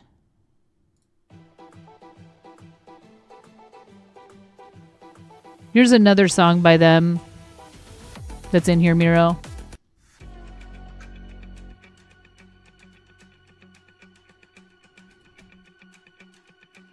This has like detective movie vibes a little bit. I turned it up a little bit. I'll turn it back down.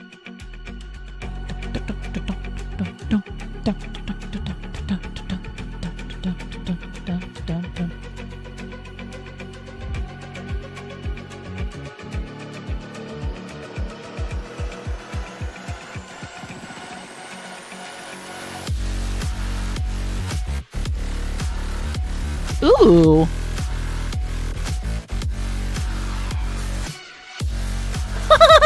The disco. That's amazing.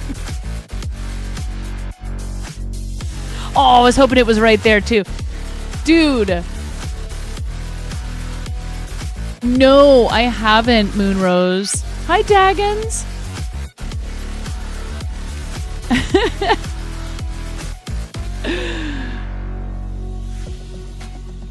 Dude, that like, boo, the like, you're sensing a playlist coming. This is, oh my god, hold on. Well, here, I'm not working from this ball, but it's the same yarn. Silly Socks Flower Pop in color number 9. But, you know, take the vowels out. STRLGHT.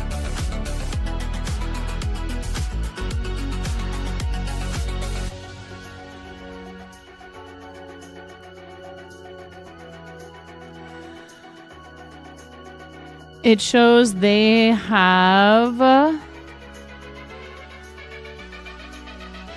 all tracks. How many tracks do they have on here? Wow. Holy heck. A lot.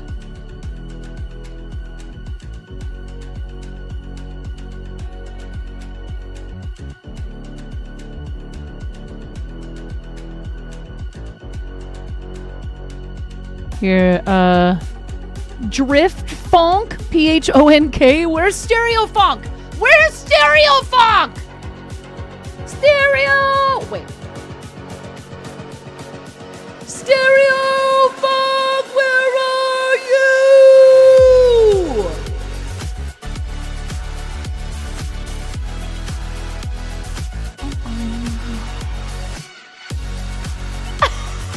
Dude.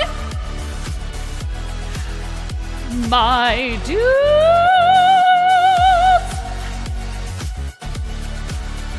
Where are you, my dudes?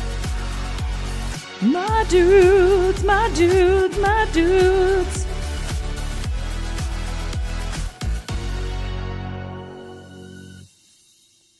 Super funky. Doug step drop, yes. Here. This is a different band. Nightcap.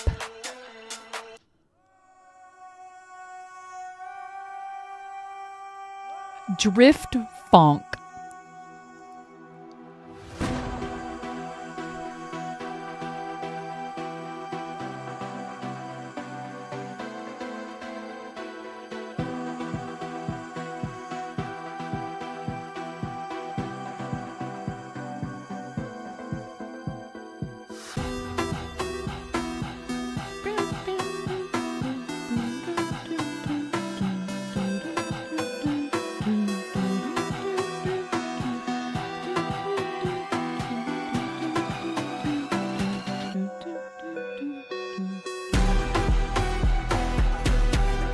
So dramatic.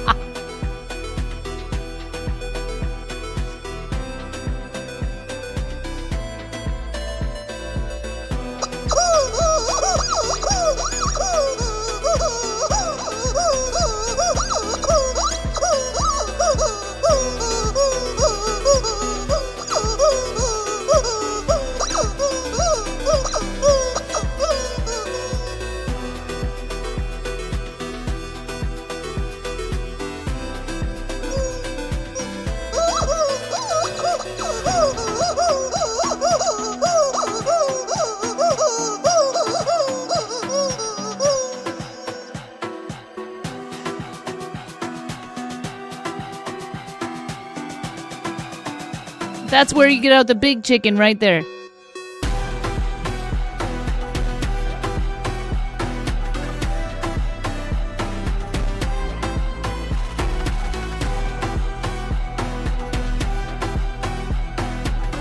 Welcome back, Elliptrasis. How you doing?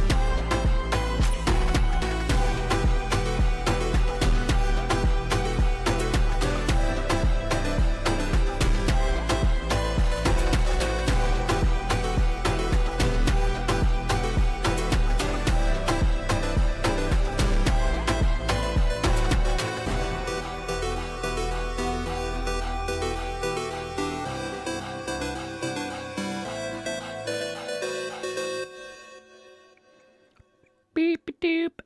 Yeah. And then,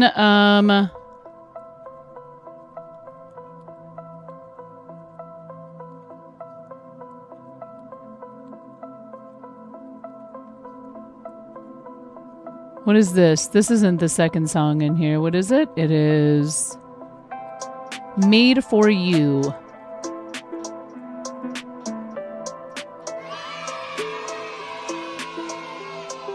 Turn it back down just a little bit.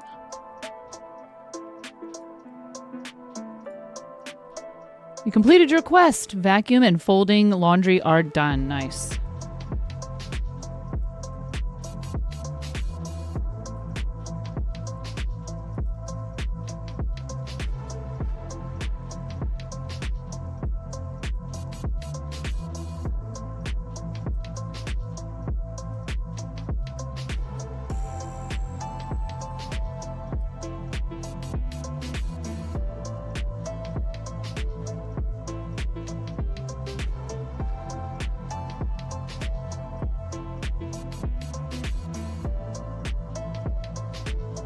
So on this next one, I need to do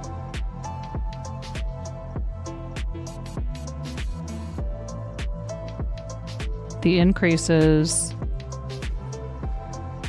at the start of the instep and sole.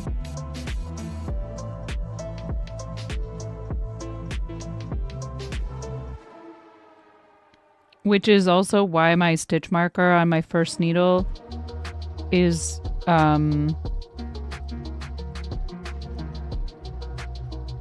3 stitches in because you are every third increase round is an increase at the beginning of that needle instead of in the middle.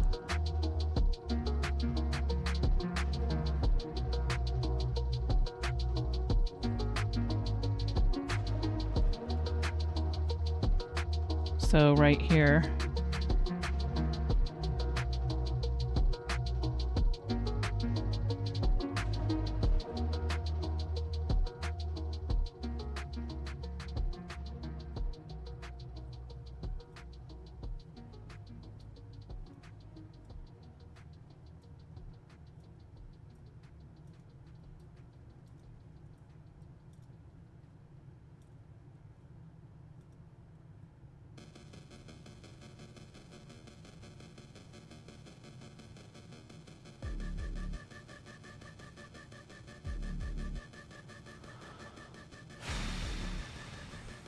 It's on a timer.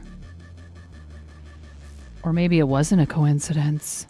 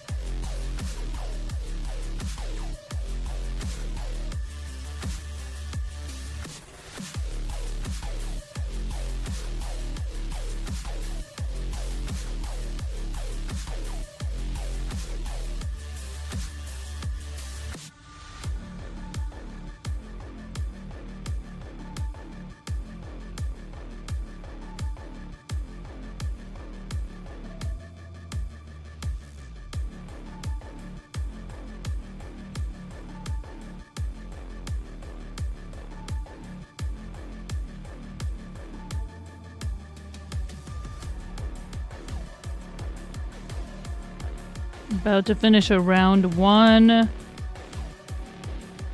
I don't think...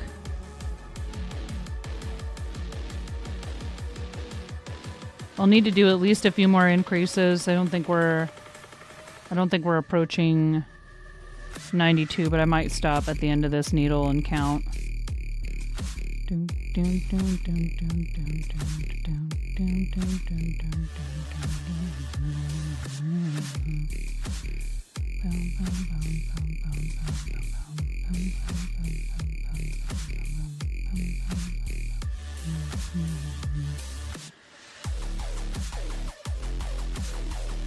Serious business. This song is the scene where you're getting serious business taken care of. There's preparations for something.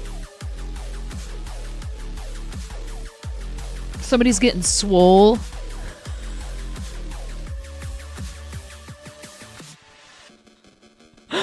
Oh my god. Hi, Sleeping Beauty. Welcome in.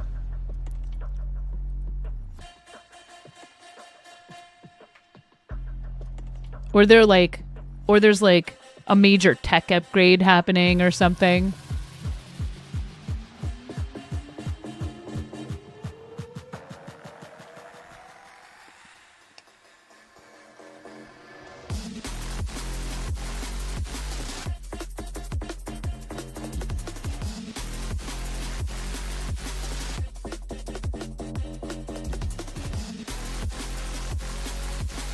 Downloading more RAM.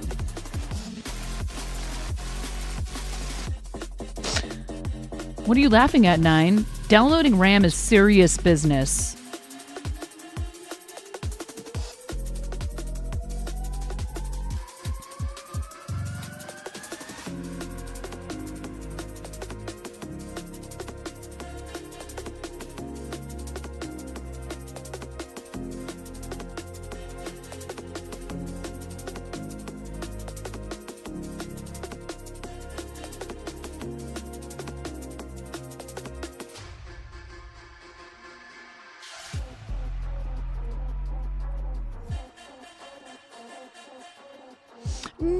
is that a real thing?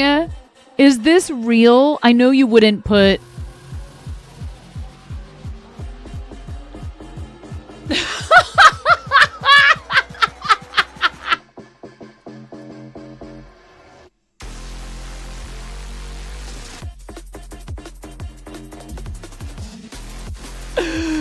What is this site, you ask? Download More RAM does exactly what it says on the tin. Our website gives you the ability to download more RAM at no cost. Just select the amount you need and download. Your speed will be improved instantly. You wouldn't download a car, would you? That is hilarious. 1-800-DOWNLOAD-MORE-RAM. Info at downloadmoreram.com. Copyright 2020. All the rights, all the RAM. This isn't a scam. There isn't a virus. It's just a joke website made in jest. Keep smiling. That's cute. Have you clicked on the amount? Is it like $69,000? Your RAM downloads will begin shortly. 0. That's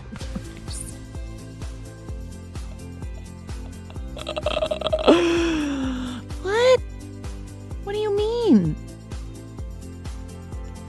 Here at Download More RAM, we help you to download all the RAM you can download. Absolutely free. Not sure how much RAM you need to download? It doesn't matter. Download it all.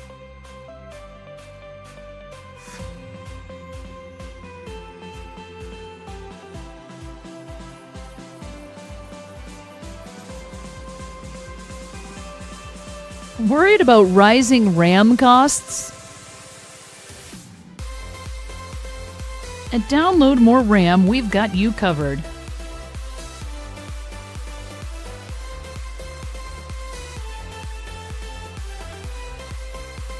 And now, enjoy a price lock guarantee for life.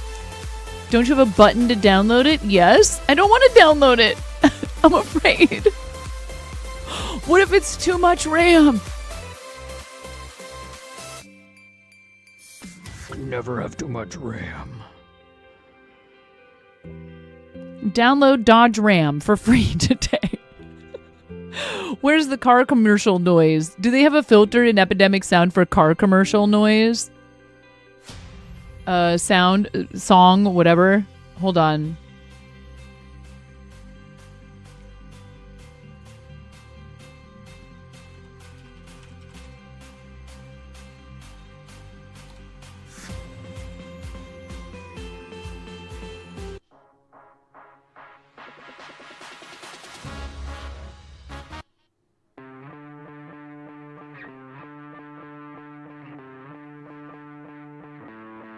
It needs to be like rock music.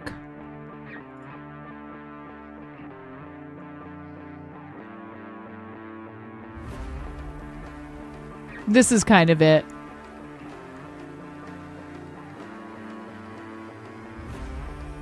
Cinematic rock music.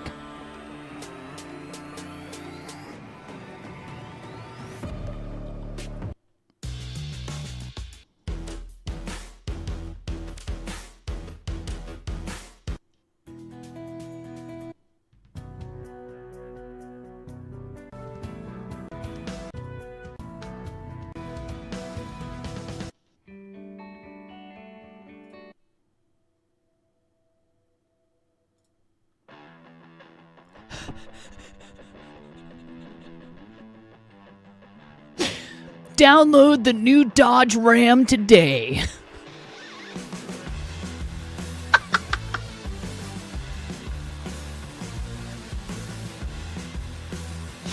Tangy has a Ford F-150 guy for TTS.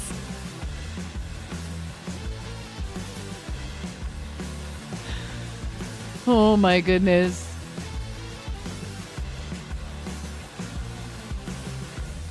Here, let's download 8 gigs of RAM. Initializing. Connecting to the interwebs with a Z. Retrieving all the RAM. Rounding up all the RAM. Almost there. Download completed. Click here to support. And what is this?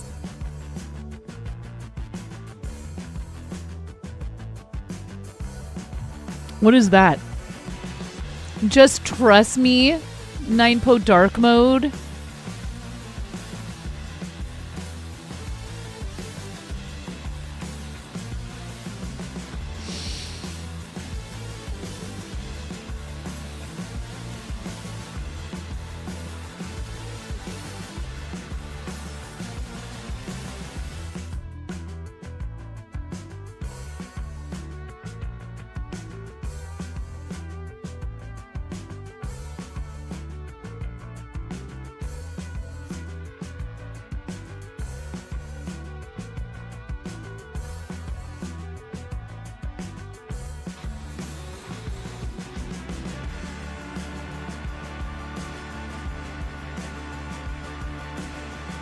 Oh, by the way, I haven't even talked about this today yet. We're at 7 out of 10. When we hit the sub goal, I will give away a Poke Pack, one of these fun packs, the Pokemon 3-card trick or trade packs, to one lucky winner in the chat. You must be 18 and over, following the channel here at the time of the drawing, etc., etc. If you want to grab one of those from me without waiting to see if you win, it is a reward for gifting 5 or more subs in the channel. And if anybody did that, they would get one, and chat would get one as well.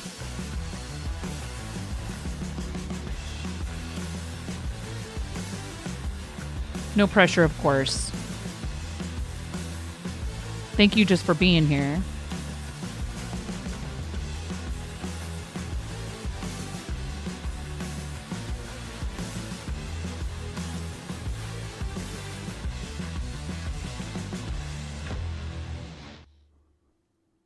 That's too funny. Anyways, all right. What were we listening to before? Going back.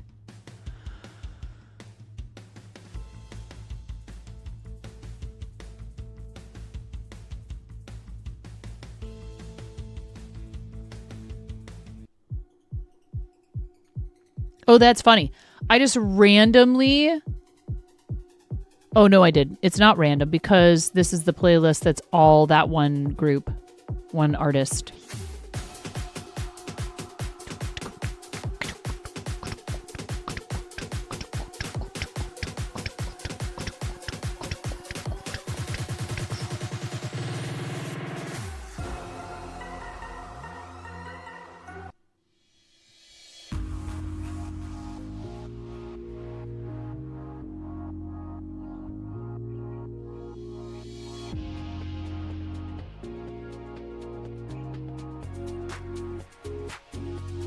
This is called Ski Trip to Mars by Magnofield.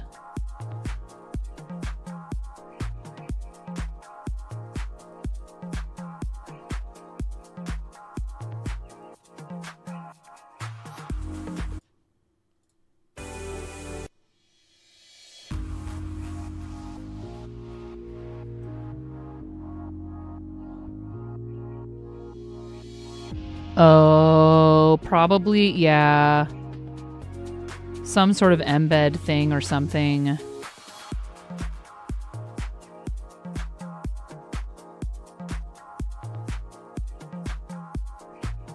What's going on, Smokey?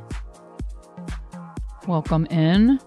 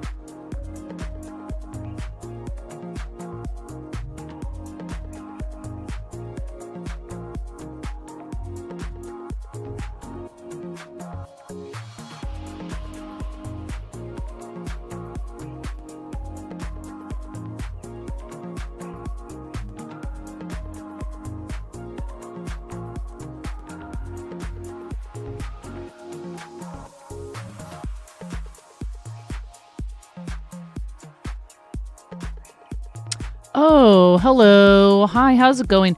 I see you on YouTube. Miro did make a quick comment there if you haven't seen it yet. But thank you for chatting over on YouTube. How are you doing today? I'm not sure if you are popping in from Twitch.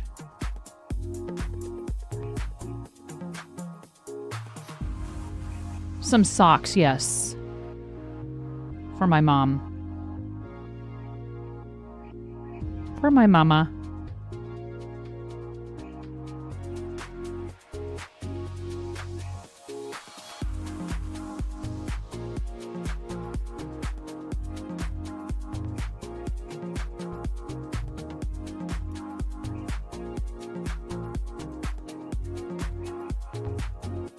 Her birthday is later this month.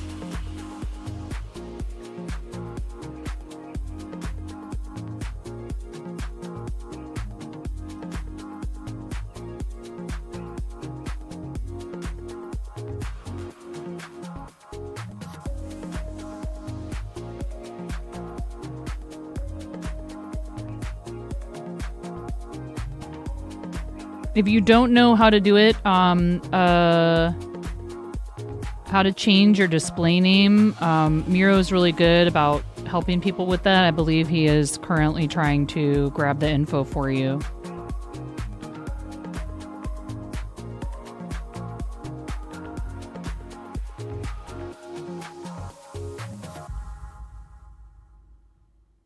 Thank you, Miro.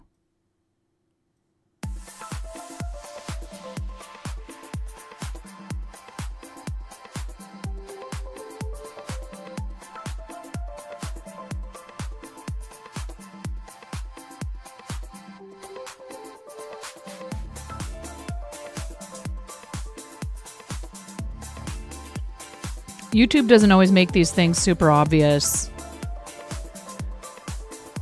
YouTube/Google.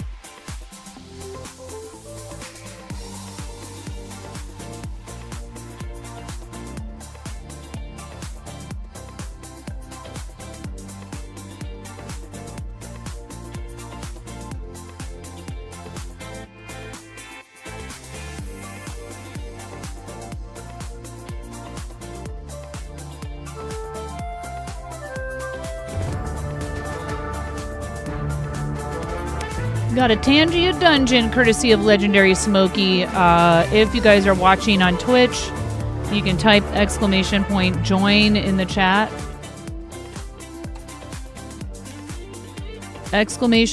!join will get you in there for this dungeon, and now we can have up to 12 people. Up to 12 people. You only have 45 seconds once it starts, so I'm actually going to pop in from the second account. Try and help out. Then there's sites that use Google login info, yeah. Check out this music called Wolfgang Twins. You think I will like it? Wolfgang.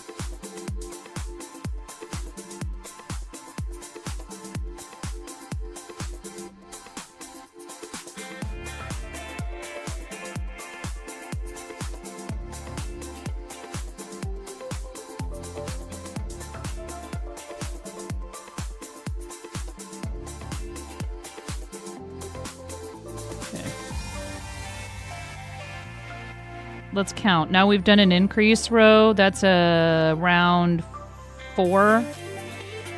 2, 4, 6, 8, 10, 12, 14, 16, 18, 20, 22, 24, 26, 28, 30, 32, 34, 36, 38, 40, 42, 43, 44, 46, 48, 50, 52, 54, 56, 58, 60, 62, 64, 66, 67, 68, 70, 72, 74, 76, 78, 80, 82, 84, 86. Need to get to 92. What did I just say? 86.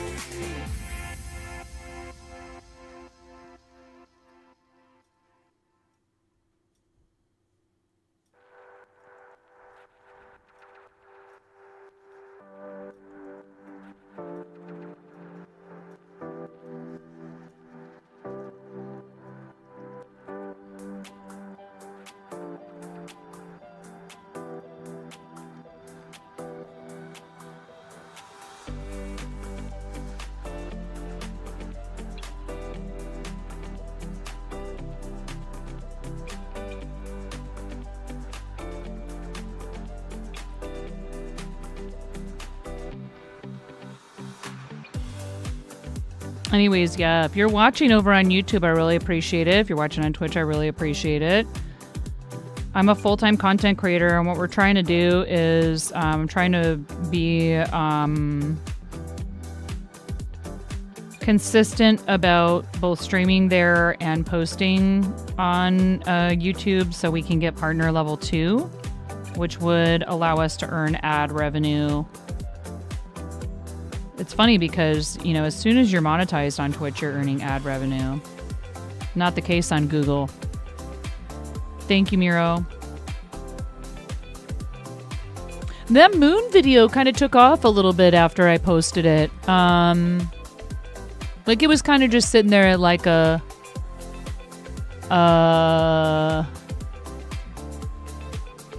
you know, not terrible views, but not anything super exceptional. And then it popped up to like 1.5K. So never give up. Never give up, chat.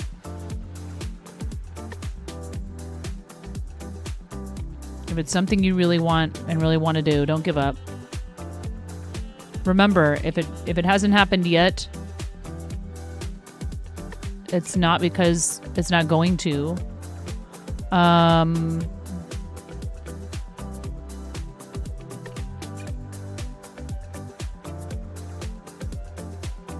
fair amount of likes too. 100% likes on a video from June 12th, and then I didn't post again in shorts until October 6th. That's way too long. Ay, ay, ay. I need to be using my clips and other things.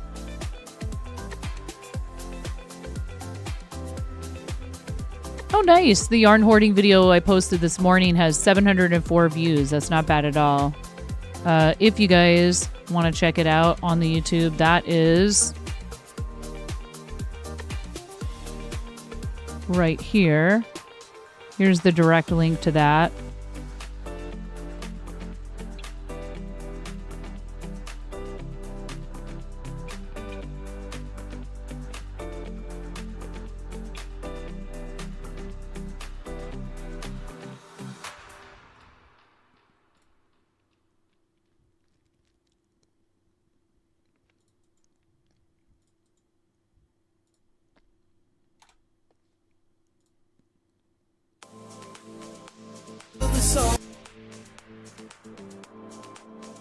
Oh, shoot. That wasn't muted for you guys. I'm sorry about that. You're just frustrated that shorts and long form are separated. You mean it's good in a way because 10 million public watch hours is holy moly. They are going to very soon allow us to stream to 2 separate formats with a shared chat on YouTube.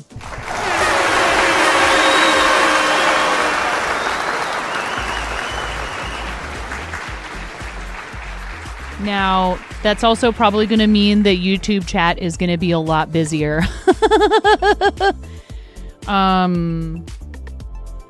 So we might need a slight bit more help on that side from people who have over there, it's a wrench. Yeah, sharpen your swords, heave your wrenches.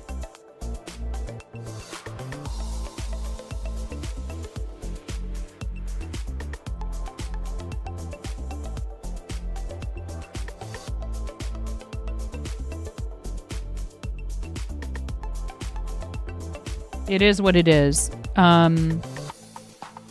It's hard because short form is where you are most discoverable on that platform for sure. And it probably won't be too long before Twitch introduces streaming to vertical, to be honest. I would be highly surprised. Twitch is my main platform. That's not changing anytime soon. Really what we're trying to do with YouTube is ensure that I can continue creating content full time by, making the best use out of all this content that I'm already producing. And maybe, offering a little something there that we don't offer elsewhere, with some tutorial content and things like that, and some shorts and kind of just some fun stuff that I toss up there. But really we're mostly trying to bring people back over here, if possible. We do offer some things over there for, you know, if you want to support what I do. But you like your rusted knife. How will the public hours be counted? I don't know. That I do not know.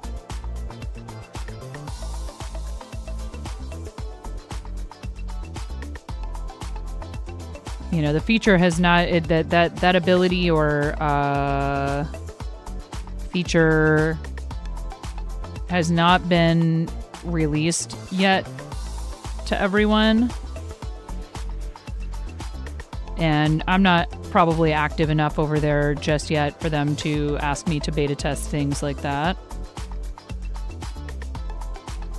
I'm sure that's something they probably do for their bigger creators. You know, it's not necessarily a bad thing that this is happening, but you know, this is competition. This is Twitch's biggest competition when it comes to live content creation. Like, you know, TikTok lives are...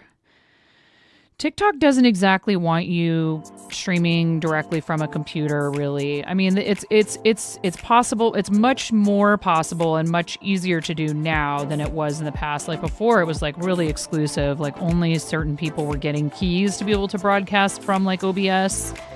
Now they have a desktop application that you can use to stream to TikTok. But if you're trying to stream to TikTok, you know, YouTube, Twitch, any other live streaming platforms,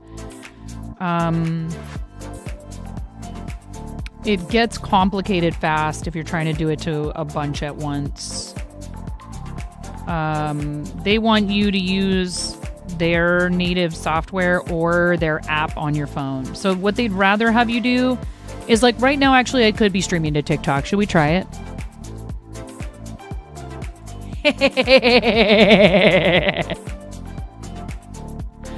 I can use my phone and stream to TikTok.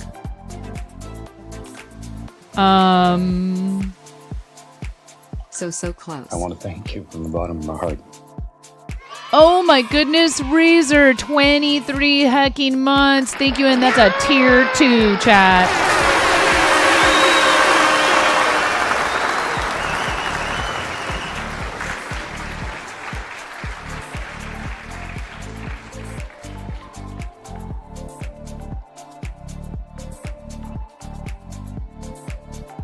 That is so awesome. Thank you, Razor. Thank you so much. What color chickens would you like? Amy, firing up a Tangia dungeon over on Twitch. If you guys want to participate in that Tangia dungeon, please jump on in there, typing !, join in the chat on Twitch if you want to do that. Thank you so much. Razor, thank you for all that amazing support for the channel. That's a lot. Thank you, thank you, thank you. I got to get the 9.5 plays account going here. How are you today, friend? I hope you're good. Green just seems odd for chicks. It's okay. Just, you know, did I manage to get in there on both accounts? I bet I did. It's up to 12 people now that can join Tangia Dungeons, so please make sure you do that when that happens. I'm not making chili. What are we doing? Cancel. Enhance. Does that do a close-up? Spoiler alert, it doesn't. I don't want to be making chili. I am knitting socks.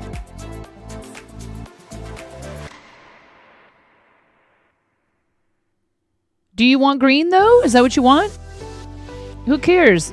Your choices are pink, orange, yellow, green, blue, purple, or white. 2 chicks. 2 chickens.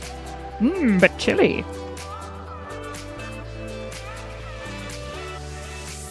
Done. What category does this say that I'm doing? Dude, I hate you. TikTok app. What is the deal? No. I don't care about that. I care about what? Dude, cancel. What is wrong with you, TikTok? Good job, guys. Cranston, you got a wholesome voucher. I got a common charcoal armor. Cranston, you also found a rare orc axe. Look at you go, Cranston. Green.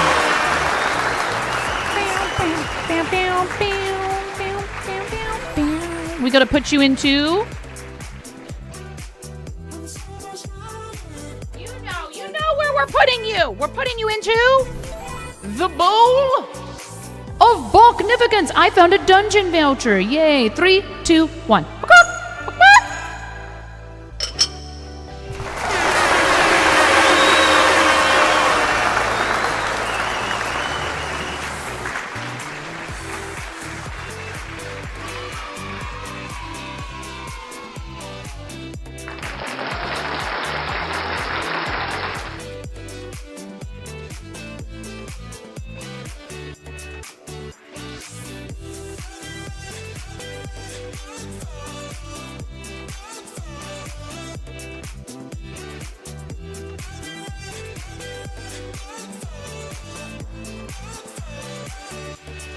What the heck?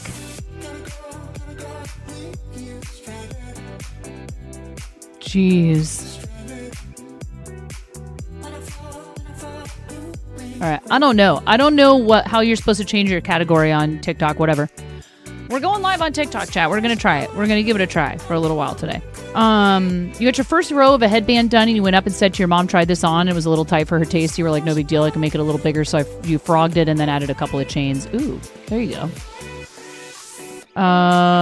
We're live in triplicate right now. So much 9.5. I see you over there, Miro. You're too kind. Thank you. I think you guys can watch it on desktop if you want to, right? How can you change your avatar on Tangia Dungeons? Tangia Dungeons avatar stuff should be in the extension. So, Ellipsis, are you on running out of monitors?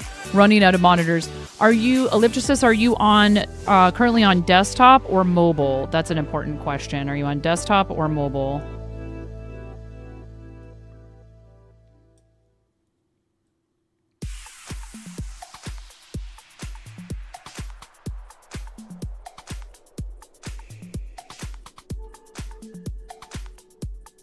I think I need to do one more round playing. And then what I need to do, I keep forgetting this, is on TikTok, you can swipe over. What are we rioting for, Z-Minus? Why are you rioting? Z-Minus is rioting. Everybody just tells Z-Minus, it's okay. Z-Minus, do you need a snack? You're out of bits? It's okay. That's okay. Dude, you're subbed. There's stuff that's for free and sound alerts. There's channel points junk. It's all good. Thank you, though. You've spent a lot of bits in here.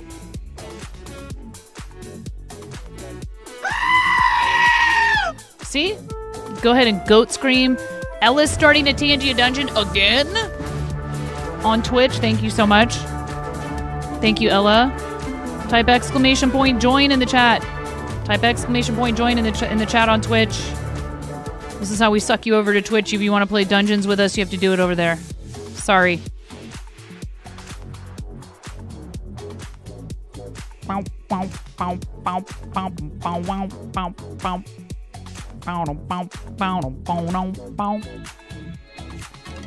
I'm knitting a pair of socks for my mom. It's her birthday at the end of the month. Got to try to get these done and sent out to her before I leave for San Diego. Going to TwitchCon next month. Super excited for that.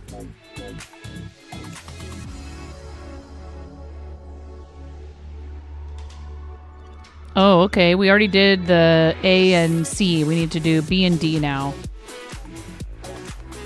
That's what I'm on. I'm on a B and D increase.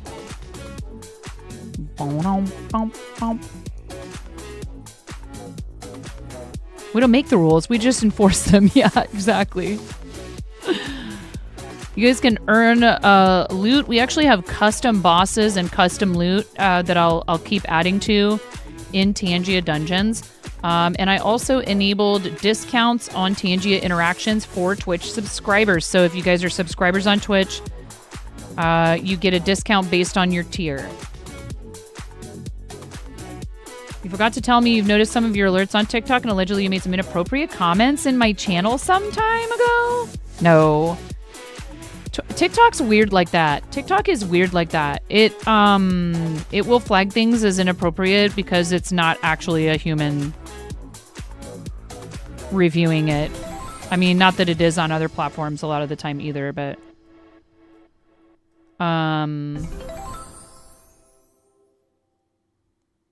nice job. What'd you guys get? Rare Trojan armor, common sinner's armor. Memes voucher, Amy. You got a memes voucher. What if you're subbed here and following on YouTube? What do you mean? Like, what else do you get? The warm, fuzzy feeling of helping me achieve my dreams.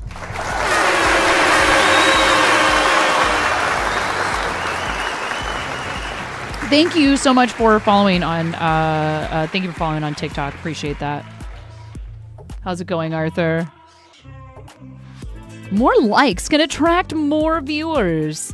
Keep it up. Yep. Tap the screen to prove you're there. No, you can do that if you want. You know, no pressure from me. I'm not big into that whole like. You know, I've gone into lives on TikTok where someone's just sitting there talking about tapping the screen. I'm like, what is this? This is your content? Do you get a bigger discount? First of all, not possible.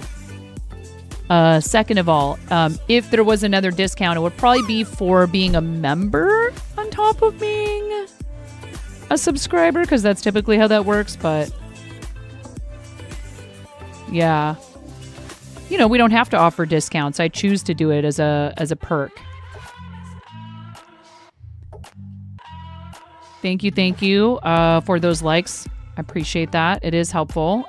Liking, you know, socials posts, checking out stuff we're doing on all the different platforms is helpful. 9pointfive.live is my website if you want to check it out. You were kidding, but had to try. No, I know. You gotta go. I can tell you about the avatar later. Oh, you need to, which did you say you were? Desktop. Click on it on the video player, like, you know, where it's like right about here-ish on the overlay, and it should open up a dialog box for you, Ali. But if you need help with it again later, just let me know, okay? Ads in 3 minutes on Twitch and less snooze. Thank you very much, Miro. We do 90-second ad breaks twice an hour on the purple platform. So if you're watching over there, you might get a 90-second ad break if you're not a subscriber or don't have Turbo. Thank you for staying through them. How many cats do I have? 2. Maybe 3 soon? Question mark. Shh, don't at me. There's a tuxedo cat up for adoption. I cannot resist this. If we're going to get another animal, it'll probably be another cat. My husband's trying to lobby for another dog. Zone. Vixen, thank you so much for the raid on Twitch. Thank you. Welcome to the Fart Zone, Raiders.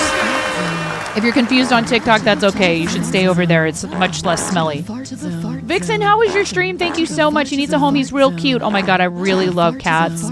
Catastrophe alert. See? You see? It's fate. We started talking about me adopting another cat, and then you read in with a catastrophe alert.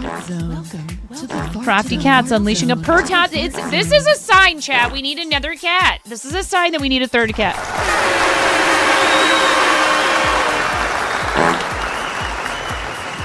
It's a sign. It's a sign, you guys. We're streaming right now to Twitch, YouTube, and TikTok if you guys want to throw me a follow on TikTok, or also you can subscribe to the YouTube for free. We're trying to get to YouTube partner level 2. We're trying to get to Twitch partner program, plus program level 2. We get all kinds of goals. I do this full-time for a living. This is my full-time occupation. I'm a mom of 3. I live in the Pacific Northwest. My husband and I own and operate a comic book trading card TTRPG shop called Pantheon Comics and Games in St. Helens, Oregon. If you're in Columbia County, Oregon, please come visit us. I am a former theater artist and restaurant professional turned full-time crafting streamer of all things. I started out streaming Fortnite. It's all my husband's fault because he downloaded Fortnite for a for the PS4 in our living room. So I started out streaming from a PS4 and a cell phone. If I can do it, you can do it. Welcome in, everyone. Thank you so much, Vixen. If you have any links you want to share, please feel free. Also, would you please pick a color for me? Pink, orange, yellow, green, blue, purple, or white. We have to put you into the bowl of Balknificence. Mel didn't see Kitty here when you saw 9 was on. It was must seen her for ages. Pink, you got it, Vixen. Thank you so much. I really appreciate you, Vixen. Thank you for the raid. Thank you. Vixen says pink, so we're going to put you into the bowl. What does this mean?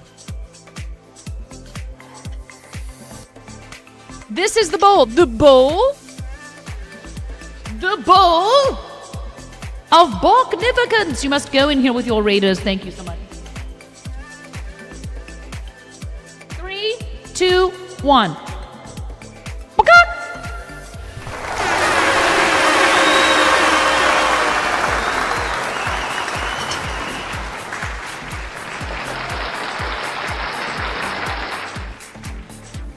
Thank you. Oh, Arthur, the color choice was for our raiding party over on Twitch. Thank you, though.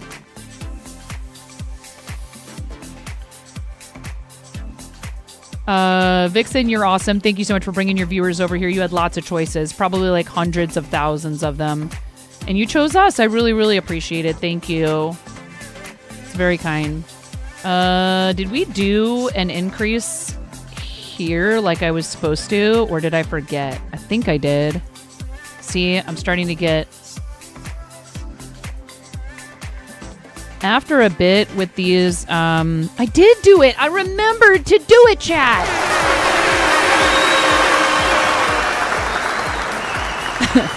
I'm a professional. Please do try this at home. If you want to learn how to knit and you have any questions, I'll try to answer them to the best of my ability. If you want to learn how to be a streamer, please don't do anything that I do. We do have a raid video that we like to play for raiding parties. Should we do that now? Let's do that. Let's do that. Before any of you follow, make the mistake of following. Because, you know, the thing is, on Twitch, there's a very strict policy regarding follows. There are absolutely no refunds and no exchanges. No exceptions. I'm so sorry.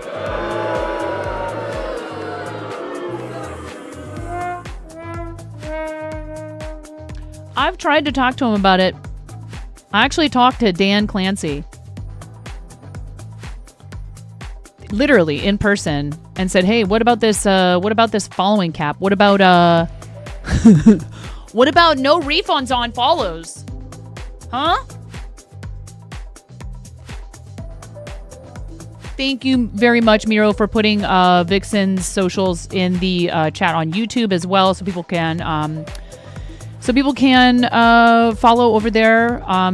Thank you. I really appreciate that. So Vixen has a Blue Sky there if you guys want to click on that and follow over on Blue Sky. Thank you. I appreciate you.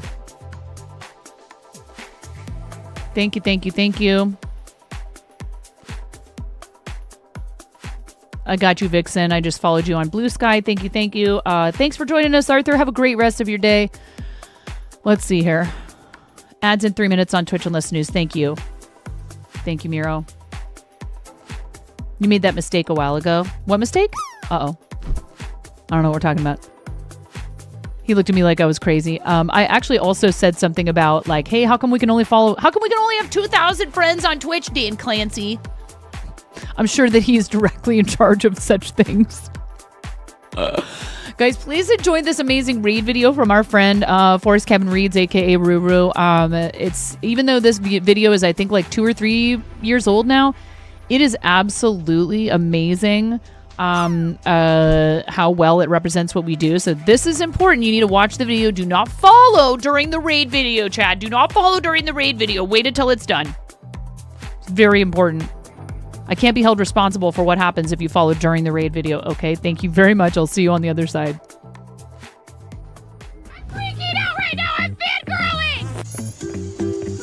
You have no clothes on. No. Get supported, nerd.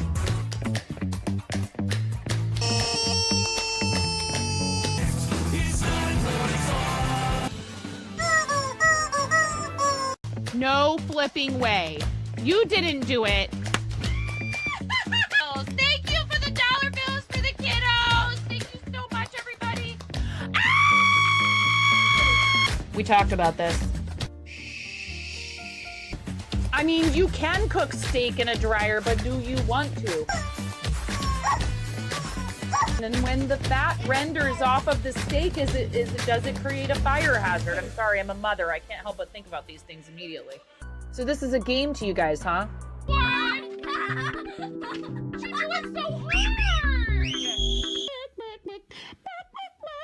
There's people out here with reputations at stake.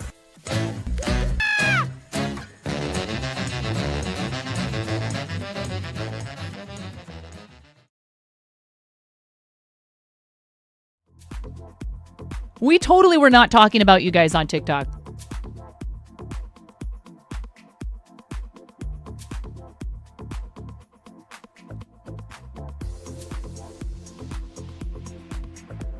Thank you very much for the raid, Vixen. If you need to get going, I totally understand. I am, CC was coming through. I am, they are, it's all good. We're experimenting today and we're live on TikTok, which isn't something I do all that frequently. Sometimes I do it from over there when I'm, you know, streaming like from my kitchen and I just want something that's really casual and, you know, off the cuff, just kind of hanging out. So do give me a follow over there if you like. I'm not very good about posting actual TikToks there, typically anymore. I kind of had a moment with TikTok as a content creator and was really excited about it at first. And then I was like,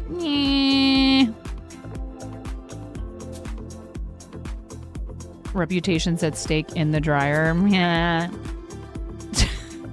So I'm knitting a pair of socks for my mom today. They are custom socks that I am knitting using a sock architecture, a formula that is available in this awesome book that I've been knitting socks using this book for a long time. It is called, and I'm using, I'm not working from this ball obviously, but I'm using Silly Socks Flower Pop from Hobie. I actually purchased this using points. So if you shop often on Hobie, you get points and eventually you can redeem those points for like yarn, tools, bags, soap, all kinds of cool stuff. Z- just started a Tangia dungeon on Twitch. If you guys are on Twitch, watching on Twitch, type !join in the chat. Now there's up to 12 people can join the dungeon. We have some custom bosses for boss battles and custom loot available. So please come join us and type !join in the Twitch chat. New Pathways for Sock Knitters, Book 1 by Kat Bordy. It has a lot of really great ways for you to be able to design your own custom socks.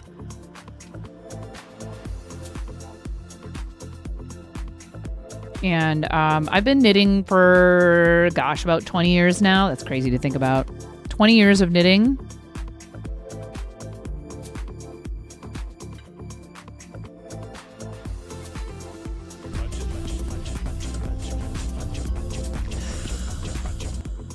What was that?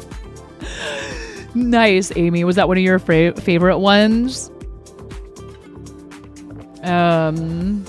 Is that one of your favorite ones? Or, oh, was that a voucher? Was that a voucher, Amy? Did you get a voucher? Nice job. Can you knit steak socks? Can I? Probably. Will I? Highly unlikely. Color work is a pain in the butt. That's why I love yarn like this, because it does all the work for you. Sometimes it's fun and worth it, and most of the time I get bored with it after a while because it requires too much attention. Like paying attention to like words and remembering numbers and stuff. You got a voucher and wanted chat to feel old with you. Oh boy. So the way these Tangia dungeons work is, you know, actually we could put those...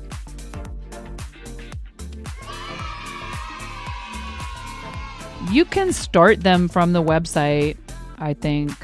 Can you start them like from Tangia?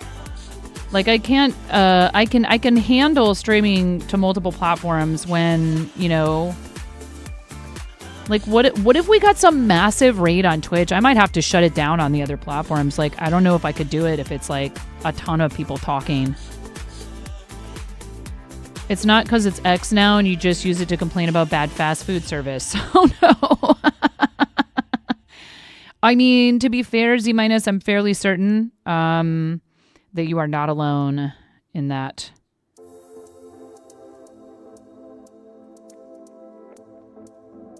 Maybe there's a support group. Wait, that's Reddit.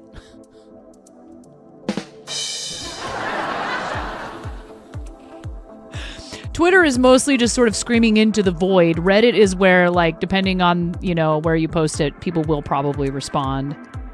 Maybe not in the way that you want them to, though. You can't go live on Reddit, can you? Oh my god, that would be a disaster. Reddit doesn't have a live streaming function, does it? Dear God.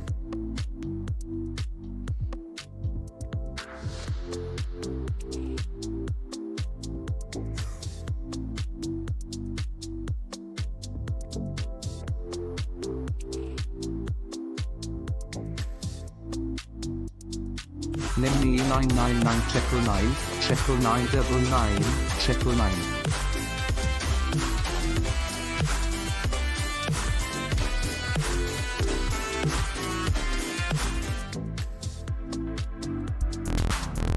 Or mods will ban you. What's going on, Macca? Shout out to our friend Macca. It doesn't happen often, but occasionally. It's the fastest way to get compensated for incorrect orders. Oh. I see. I mean, isn't the fastest way to get compensated for an incorrect order to go back to the place where you purchased the thing and ask them to compensate you, i.e. to give you a refund for your thing or fix the order? I mean, I understand, too, that sometimes you don't discover that the order was incorrect until you reach your destination, but I would maybe call them. Is that not a thing anymore? Do people just not call businesses anymore? Do people just not answer the phone at the business anymore? What's going on, Mecca? My day is good. We're just hanging out. You know, just living the dream.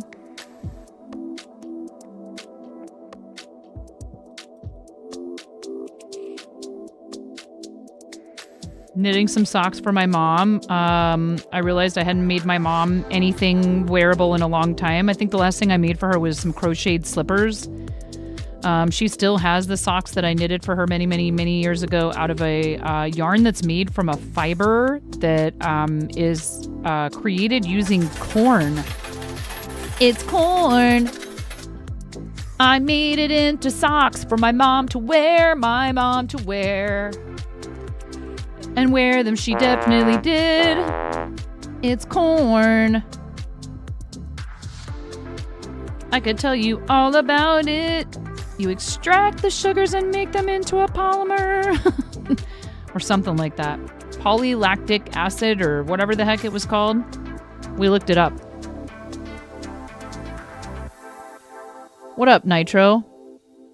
Yeah, all 655 buck coin stares back at you. Sorry, you just hit the jackpot the other day. More of an introvert, lol. It's easier to say stuff from behind a keyboard. Not that it happens frequently. I see. I think one thing people really need to practice in life, no joke, I'm not just trying to pick on you either, Z-, is being able to firmly and assertively, yet politely and kindly express that something is not right and ask for assistance from customer service personnel. I've very rarely have I ever lost. Is the stream flickering for anyone else? You mean on just on TikTok? It looks like it's okay in the preview of the video.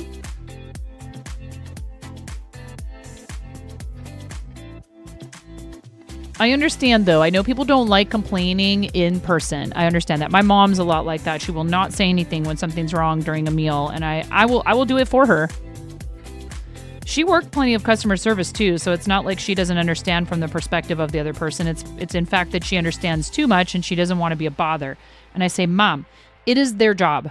They are there to help you. And if you don't say anything, they don't know to fix it. And what if it's something wrong that if you tell them, it fixes it for everyone after you today? Looks good and sounds good. Okay. Just on TikTok. Okay.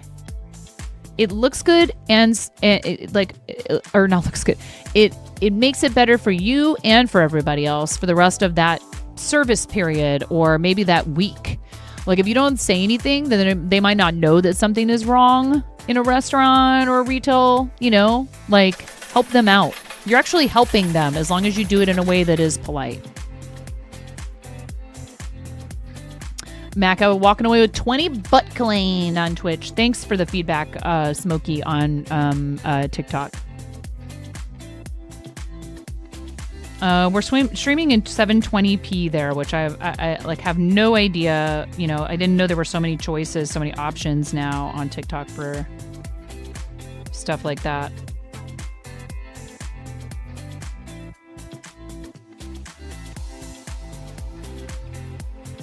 I think we're getting close to hitting the target number of 92 stitches on these socks. All right. And I understand Z-. I understand that. Some people would really rather not, interact with somebody in person. Need to get to bed since it's getting late. You can't continue to spin more yarn. You hate that you need to go to work tomorrow morning. Oh, Ella, I love you. I hope you had a really lovely break. Hope you have a great remaining stream. Yes, I love your face too. I'm so glad that you were able to get a bunch of stuff done on that yarn, and it looks really good. I can't wait to see what you do with it. If you're eating in somewhere and you have a problem, you'll say something, but you don't like to be a bother either. I understand that. Hi, Whoppy. How you doing? Whoppy, am I going to see you at TwitchCon? San Diego? Are you going to TwitchCon San Diego this year?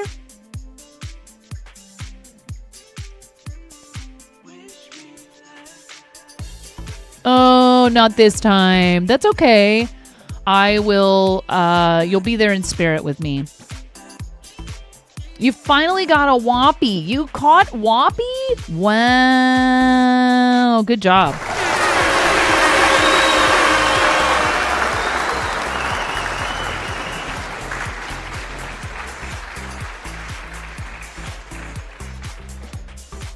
You elusive so-and-so. That's so funny. Please, guys, give our friend Whoppy a follow. And Whoppy, you have 2 channels. What's the second one called again? Whoppy Music?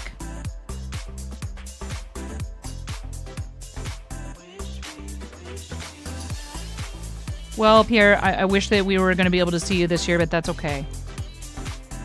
I understand. I couldn't go last year. Mostly because of the cost. This Whoppy Music guy? Yeah, that one DJs sometimes.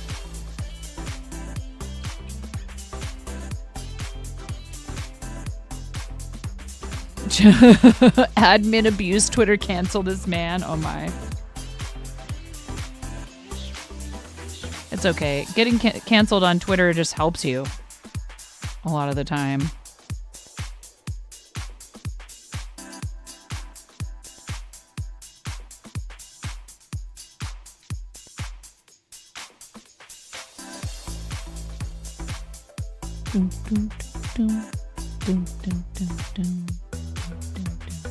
You like Whoppy? He's cool. Yeah, we know Whoppy from our stream readers days. Whoppy! I finally found a way to use our artwork from... Speaking of... I finally found a way to use our artwork, and it's Tangia Dungeons. Tangia Dungeons. Ooh, Whoppy Pals. Look at that. I didn't know about that.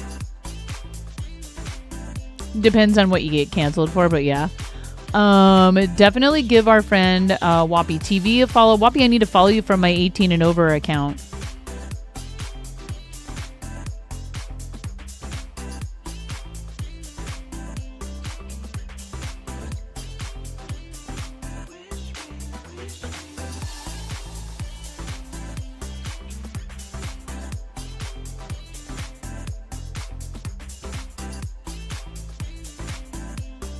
Ooh, you guys, Whoppy Music is at 960 followers. Whoppy Music is at 960 followers. Can you guys help out over there, please? That is Whoppy's DJ channel. Please give Whoppy a follow on the Whoppy Music channel, please. Thank you so much. Tune into Whoppy Music for the Whop the Bops. You need to remember to catch me live there to finally save all these stuff. Oh my goodness. Let's be very clear. There are still rules there, and I still reserve the right to like delete messages and stuff. Thank you, Miro, for also making sure to post any of those links over on YouTube. I appreciate you. Wild, so close to 1K. You really are. You're getting there. You're getting there, Whoppy. I'm so happy for you. Ooh, Nitro, you got a Stormtrooper helmet. Nicely done. Miro found a hidden chest and a common Azure helmet. Hey, at least it wasn't empty. This time. It wasn't empty this time. Good job. Nice work. Miro, you also found a boss key unlock for the channel. Let's go! Let's go. Let's go. Boss key unlock, you guys. Boss key unlock. How many people do we have playing right now? I'm not telling you what to do. You can redeem that whenever you feel like it. You can redeem that whenever you feel like it. Nicely done. I got a fart voucher. It's fitting. You need to catch some rest. Absolutely. Please go take good care of yourself, friend. Thank you so much for all you do for us on all of these different, platforms and stuff. You're amazing. Appreciate you. Sweet dreams, Miro. Thank you. Thank you. Congratulations on your boss key. And maybe, you guys will have to come hang out with us again because Miro might, you never know when Miro might use that key to start a boss battle. Good night, Miro. Go charge up that party parrot. Yeah, exactly. Thank you so much. Thank you, friend. Appreciate you. And don't worry, I have ground control up, so I'm monitoring both chats on YouTube and Twitch on there. Thank you very much, friend.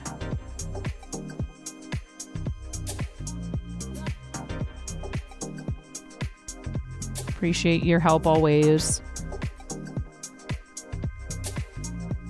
If you guys are subscribed as paid pledges, if you're paid pledges on Patreon, or like we call it, the Patreon, there is a behind-the-scenes post on there, and I'm gonna try to get those going. Yeah, it is frightening listening to me practice music. Whoppy Pals is basically a little feature with characters that help boost stats of catches, and they're made out of former Raiders skins. So if you want to see yours in there, no way, really? That's so awesome. That's really cool. So we're using Stream Reader stuff for Tangia Dungeons. You're running low on... Oh, look at you trying to solicit dungeons from other people. I'm okay with it. It's all right. As long as they have the points and want to do it. You can do it with bits, and if you're subscribed, you do get a discount. It is on cooldown for another 20 seconds, however. That's really cool, Whoppy. That's a fun idea. We're using ours for Tangia Dungeons, for bosses, for custom bosses and loot. Ooh, look at that! There is a boss fight! There is a boss fight, you guys! Boss fight, boss fight, boss fight. Type !join in the chat, you guys. Get in there, please. We need as many of you as possible in order to beat this boss. And it's the steak in the dryer, you guys! It's the steak in the dryer! Let's go! Let's go, you guys! Let's go! Let's go! Ah, shoot, I was too late on the main. Let's go! Candy Bear, you're in there. I'm in there. Oh no! I'm so low level on the other account. I should have done it on the main first. That's okay though. Go, go, go, go, go, go, go! This one's a hard boss, you guys. This one's Exploding Dryer Steak. Exploding Dryer Steak. You'll be one-shotted by this thing. It's a hard boss. I'm so sorry. Who spawned this? Who did a boss battle? Was this Miro? Cranston. Cranston did it. Cranston. Thank you. If you guys are hanging out on YouTube or TikTok, you can only enter these through Twitch chat, I believe. Or maybe can you enter them on the website if you have it open? That's an interesting question.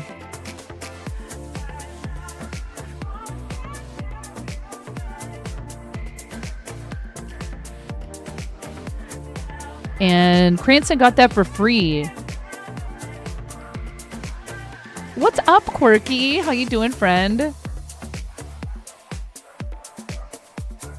Is that the UPS delivery upstairs?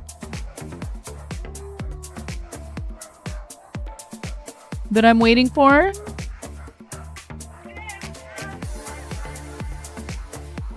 Mrs. Zotz, thank you for the likes on TikTok.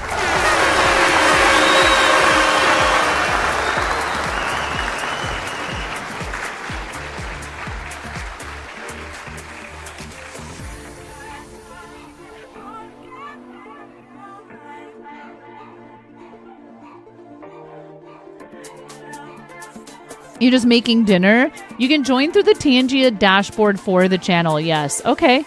So you can participate even if you're not in Twitch chat, but the easiest way to do it is type !join. Chicken nachos. Delicious. Wow, that's a lot of likes, Mrs. Zotz. Thank you. You're so nice. I appreciate you. I have no idea what all of that stuff is about over there. TikTok is a mystery to me. I think I'm supposed to do an increase right here. I can't remember now. Yes. This is one tough steak. I know, Moby. I don't think we're going to beat this one, you guys. I made it a difficult boss. This one's the difficult boss. The Audrey 2 plant is easy. You'll be one-shotted by it. So we're not winning this one. We could still win it, perhaps. It's possible. It's possible, but it's not looking likely. Ooh, another one bites the dust. There you went, Amy. Cranston, Candy Bear. Are you the only two left? No, Blaze is still in there as well. Blaze, you're on the verge of expiration. Yep, goodbye. No, we're not winning. The stakes are high, one could say. Ads inbound on Twitch in 3 minutes. Thank you so much. Sad times, you guys. Thank you, though. It seems chat is no match. Tangia Dungeon starting again. Tangia.com/9.5. Type !join in the chat. !join in the chat. Thank you so much, you guys, for participating in that last one.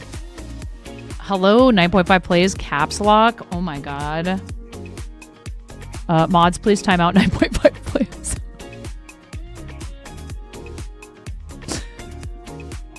Is there a way to filter TikTok to only show you messages? I hate this. The feed over there is every single thing that's happening, including people joining, leaving, joining, leaving. I mean, it doesn't show them leaving, but it'll show them joining over and over and over again. Like, that's fine. It's totally cool. I'm not upset or anything by that. But it just makes it hard to read chat there. It makes it hard to read actual messages. They just don't care.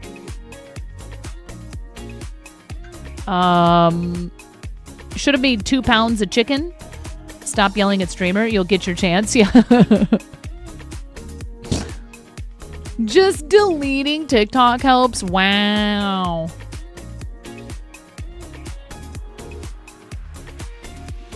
Tell us how you really feel. It is a tool that I'm trying to make use of, and that is all. I get it. A lot of people will not stream on YouTube. They don't want to. They don't like it. They've had bad experiences. Some people think Twitch is, not the superior live streaming, live content creation platform. I would respectfully disagree in most ways. I think it is better in a lot of ways than YouTube. I think they all have their advantages, and they all have... There's a reason to stream on any of them. There is one that I have not really explored streaming on. Probably won't unless there's a drastic change, and even then I would be very cautious about it. It's the green one. I parked my name there. That's it.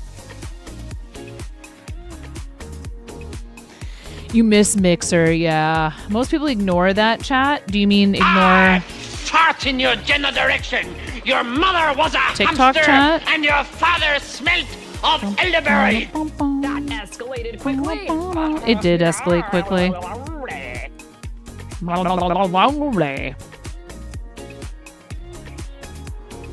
I make noises sometimes.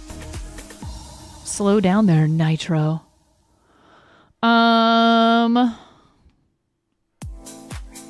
You think a timeline shifted when TikTok went away?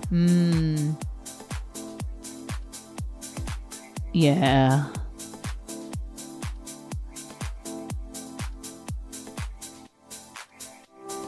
Imagine being 9.5 and not making noises. That would be one heck of a timeline. Like it went away for like one day.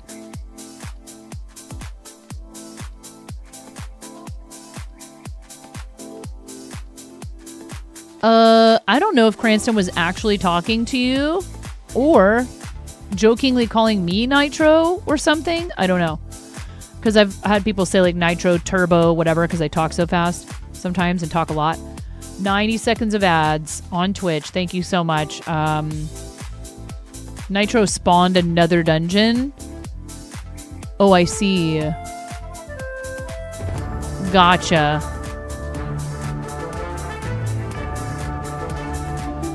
Another one. Get in there, you guys. Exclamation point.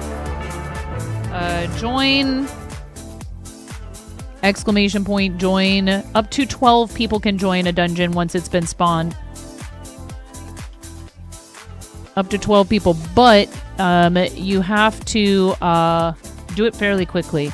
You can apparently queue them. It's cool. But now at least we know it queues them up.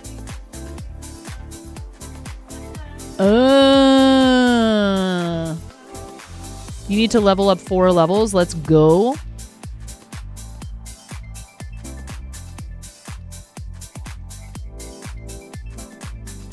Yeah, I do remember one time, and I don't want to call anyone out because I don't think that it was at all intentional, but one time I sat in somebody's chat on LiveSpace, RIP. That was the pink platform. Sat in somebody's chat on LiveSpace trying to talk to them for like 20 minutes, and they didn't see a single one of my messages. And I'm like, you know, I get it. I understand. It can be easy to... welcome back from the ads on Twitch. It can be easy if you're streaming to multiple platforms to miss things. But if you're choosing to stream to like 3 or 4 platforms and you're not at all able to keep up with the messages, and you don't have anyone in that channel to help watch out for you like we often do here. So sometimes I do miss things in YouTube. And we have mods that are really good about helping me notice that stuff. But I use, you know, multiple different types of tools in order to try not to lose track of that. And what I'm doing right now is I actually have a little holster thing, a clip-on thing for my phone right here on this side of my vertical monitor that I read chat off of for Twitch and YouTube. And that's where my phone is streaming to TikTok. If it was over there or up there or even anywhere except for directly next to where I'm reading chat for Twitch and YouTube, it would probably be impossible for me to keep up with it. But it's right there. I can see it. If you type something on TikTok right now, I'm going to see it. I'm going to see it. Capybaras are very affectionate, will often nuzzle and lick each other. Aww. You're too worried people will hate you if you miss something they're saying. Yeah, the package is upstairs. You guys, I'm going to go upstairs. I'm going upstairs. I'm going upstairs. I'm going upstairs. I think this might be from, I think this might be our stuff from St. Jude. I'm so freaking excited. I will be right back, y'all. I'll be right back. Yay!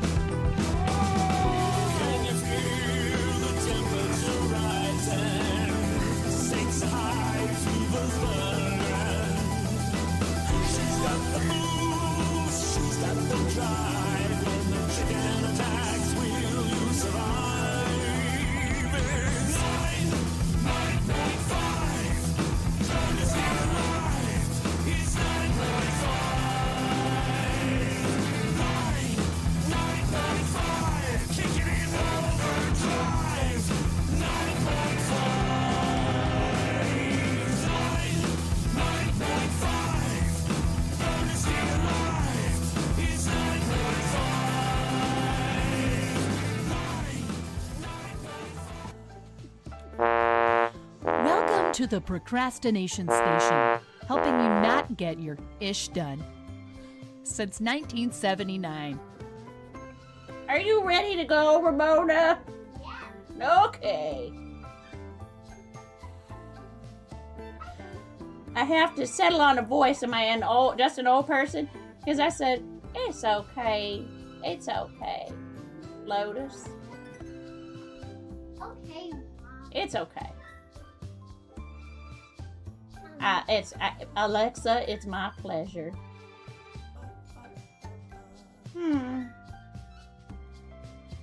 are you doing, Finger Rat?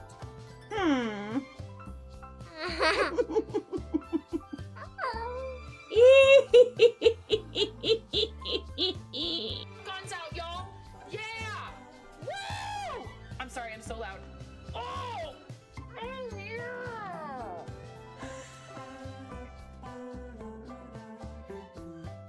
I'm never coming out.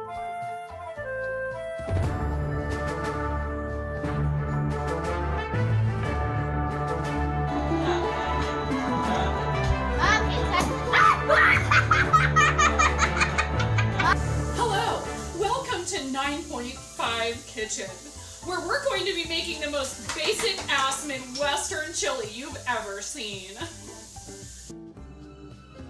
Lotus, it's okay, Lotus. It's okay. A lot of people don't notice me. I still love you, Lotus. Don't worry. It's like a lot of things. Just because you can't see it doesn't mean it's not there.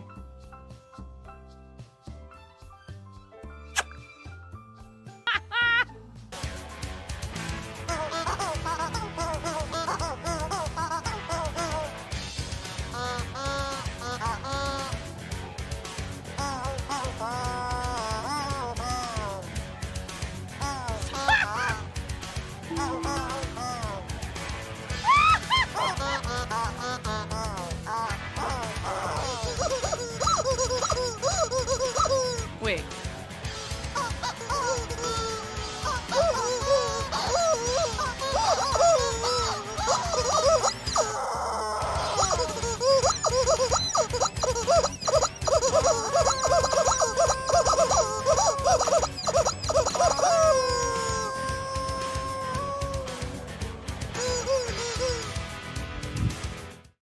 It's not from St. Jude.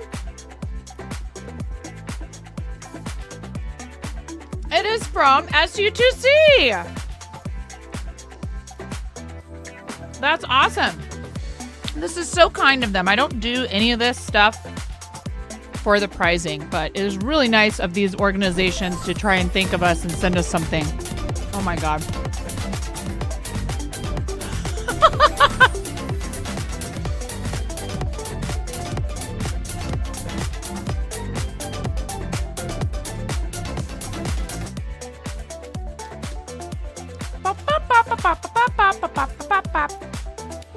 Who did that?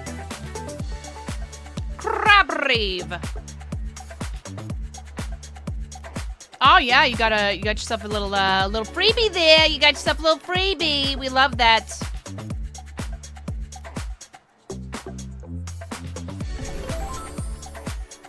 Yeah, vouchers only go up to a certain amount. All right, let's open this up. I'm so excited. Oh, cool. Dude, you can never have too many hats, I tell ya.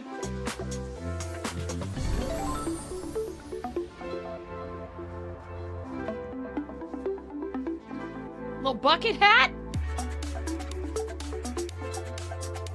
Oh, how cool. A power bank. This is rad. It's a really nice compact one, too, and it has the SU2C Stream Team logo on it.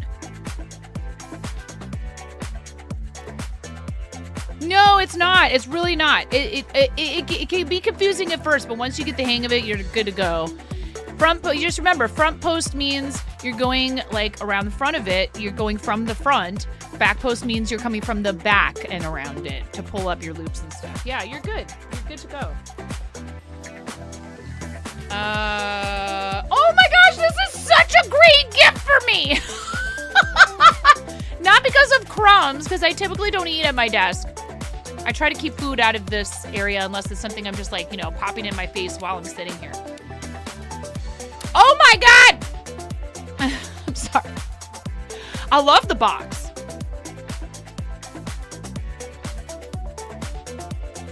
You won the Lego from Mirror. One of their giveaways. Just patiently waiting for it. Oh, that's awesome, Luna. I want to make sure I'm still here on TikTok. You guys, there's a dungeon! Boss! There's a boss! Oh my God! Ah! Ah! Did I get in? 20 seconds! 20 seconds! As many of you as possible! This is the easier one, though. I bet you we can take this one. Go, guys! Go!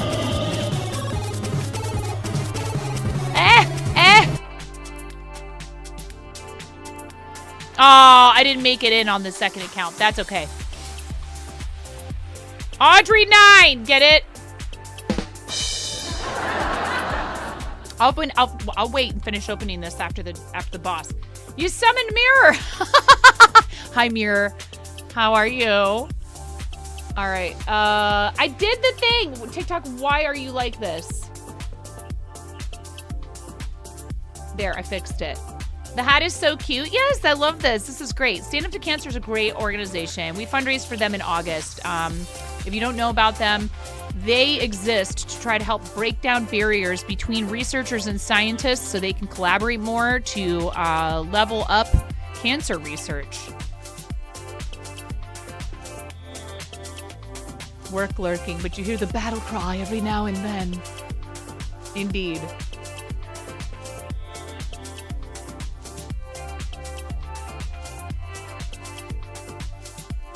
I thought it was 3, Nitro. I thought I had it set at 3.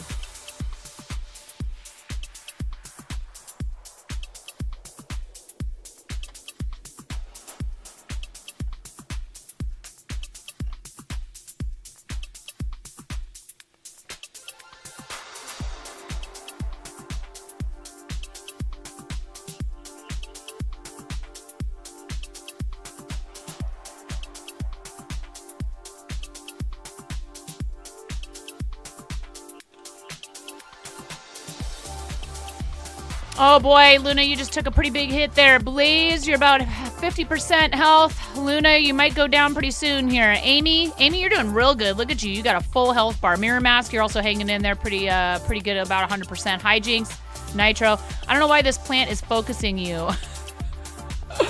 I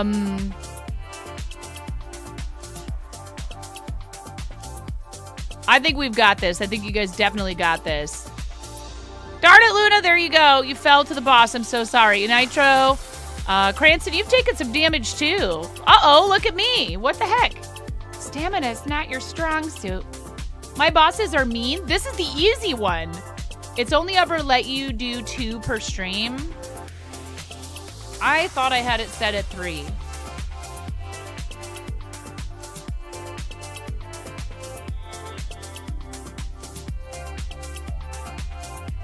This might actually be on my Twitch dashboard and not on, you need to get good. Almost down! That boss, though, it's trying to, it's really making that, final effort here.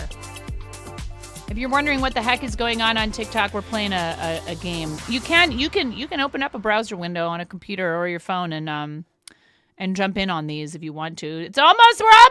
I missed. Oh my God. Yes, chat bears victory. Victory 3.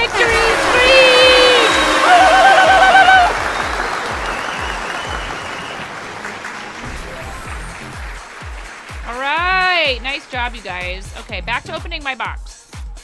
Thank you so much. Thank you for spawning a boss fight, Blaze. Thank you, thank you, thank you.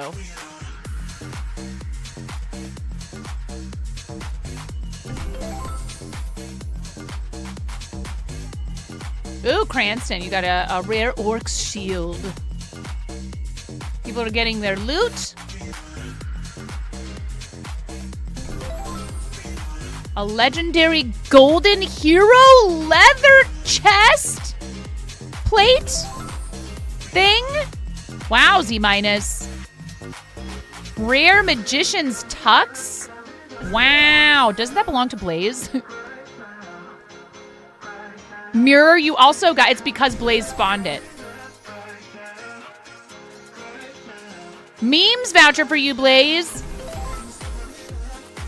Orcs helmet. You got an Orcs helmet, Blaze. Nicely done.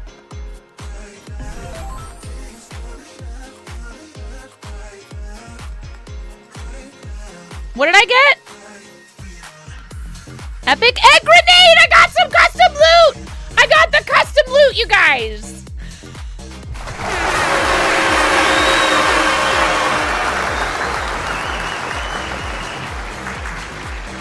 Be careful though, because like a lot of explosives, I did make that one. Hold on.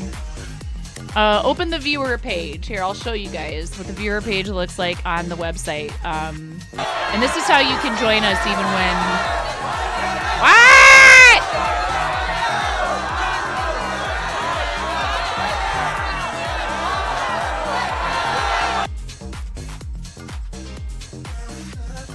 I have control over my chat. It's fine.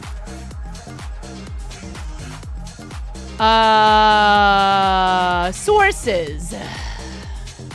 Chrome. Properties. Okay. So, here, if we go like this, and then like that, and then like this. Okay, Tangia 9.5, get tokens, etc. Tangia Dungeon. Click on that. It will open up this.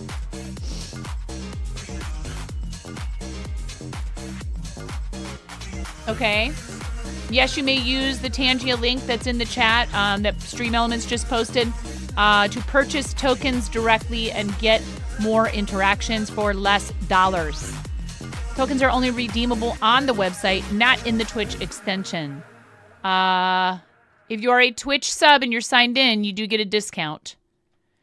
Egg grenade! Look at it, it's our exploding egg from Stream Readers. I'm so stoked. Blasted into battle with Molten Yolk. Plus 15% loot, plus 15% kill, plus 5% infamy, negative 10% survival, plus 5% XP. So negative 10% chance to survive in a fight.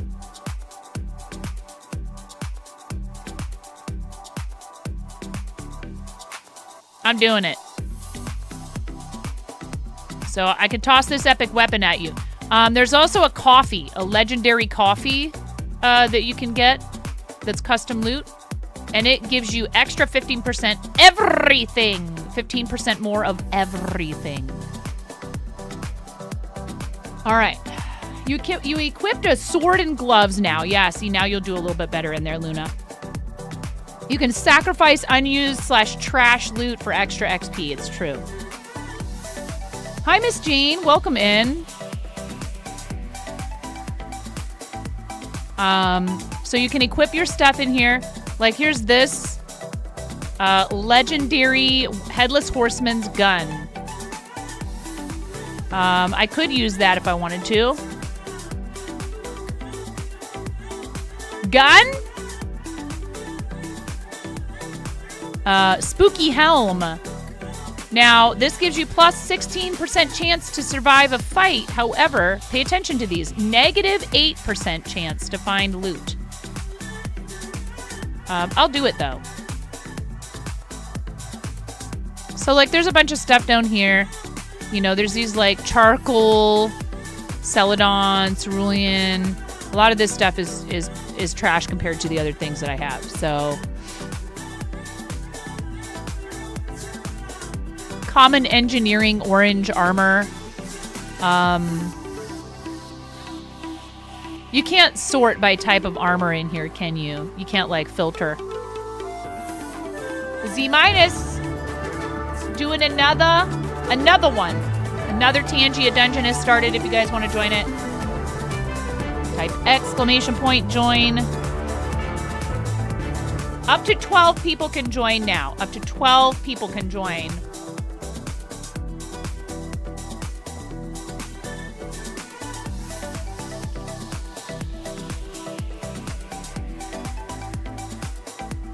Oh no!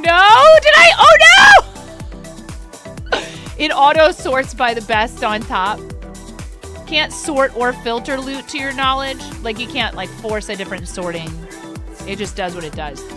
I think I might have prevented you from joining that last one, Mirror. I'm sorry.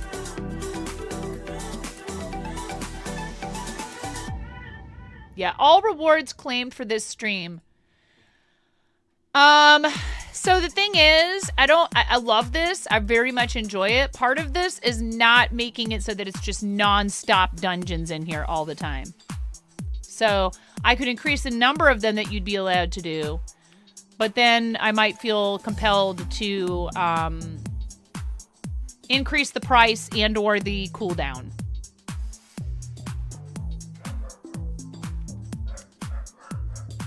Redemption cooldown time is 5 minutes. Yeah, it says limit redemptions per user per stream to 3. I have it set to 3. I don't know why it's only letting you do 2. Limit redemptions per stream to 15. I will make that 20.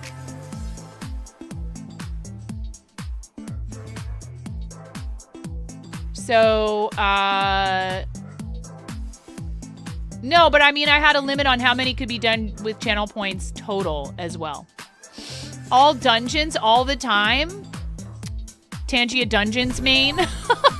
Is there a category for Tangia Dungeons? Totally not looking right now to find out if there's a Tangia Dungeons category.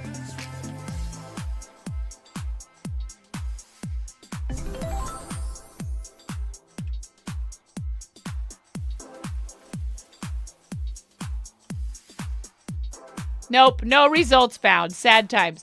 There's Tangram, Tangle.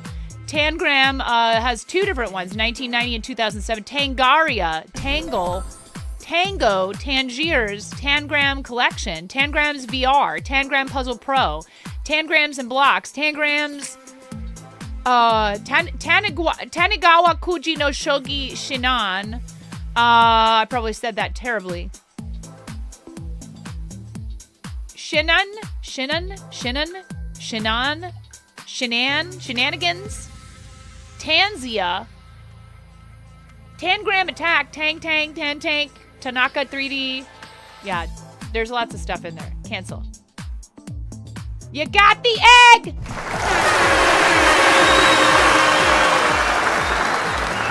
Well, we weren't using it as much before, so I always reserve the right to adjust pricing when I feel like it's appropriate, but it's okay. I also don't want you guys to feel like I'm not trying to gouge anybody. It should be pretty cheap if you're a sub for bits to do a boss battle. Or or use bits to initiate a battle. All right, we've got another item in here that I think is really cool, especially for fiber artists. It's a little mini crumb vacuum. Which, like, dude, is more like polyfill and yarn yarn lint. This is more of a lint vacuum for me. How does it work? Push? Does it not have batteries in it? Does it have instructions? 15 total per stream with a 5-minute cooldown and 500 points per dungeon is perfectly fair. Some of my recent viewers haven't joined my fan club. You could try setting Heart Me as your live goal and welcome your viewers to help you achieve the goal. I don't know what that means. But okay, TikTok. It might need batteries or to be charged. Well, we're going to look at the instructions. On, off. Flip the switch to the left to wake up Crummy. Turn the switch to the right to put Crummy back to sleep. Battery. Feed Crummy 2 AA batteries included. Make sure the Crummy is turned off and pull Crummy apart. Don't worry, Crummy can't feel a thing. Yeah, as far as I know anyway. It's a desk vacuum, yeah. Crumby.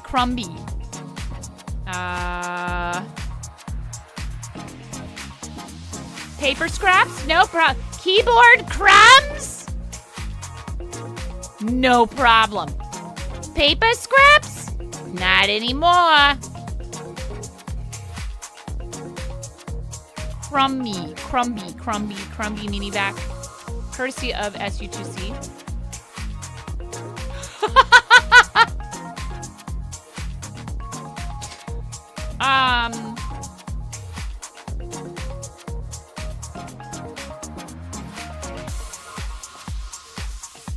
Oh, this is how you empty it. There's a filter. Remove the filter and clean it with a brush to avoid any damage to crummy. Do not let water enter into the machine.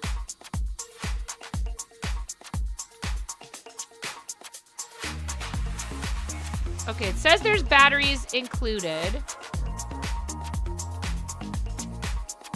Push.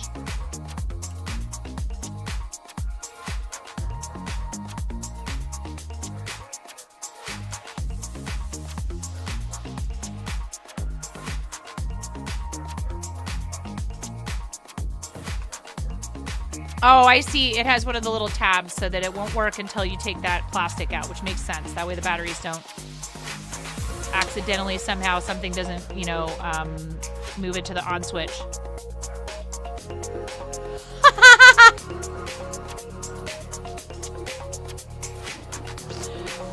I don't know if it'll actually get into my keyboard.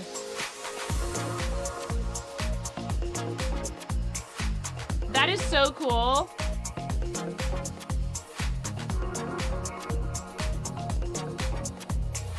What a neat gift. Yeah, it won't work on the keyboard, but I don't think anyways. Desktop vacuum cleaner. Diamond painting drills, yeah, if you any little bits. This is great for crafters or anybody really. What a sweet gift. Thank you, SG2C. Thank you, Stand Up to Cancer, for this and a bunch of the other really cool stuff. Here, I'll just put this in here. And, you know, just in case I need the instructions sheet. Sorry, I just smacked my microphone. Thank you guys for supporting SG2C. Thank you for your amazing support of their organization. Again, I enjoy using the wearable stuff like hats, hoodies, and t-shirts more than anything else, just because I like being able to have a conversation starter with people about charities that I fundraise for. You love the big box that they sent everything in? Yeah, sure, of course. Here. It's like shaped like a loot crate. We already got a tier 1 box. Thank you so much, you guys, for supporting them.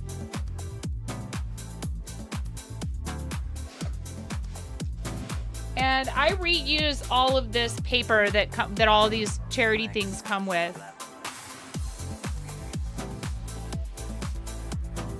And I actually shipped something out in the box. From the tier 1 loot. What was the tier 1 loot again?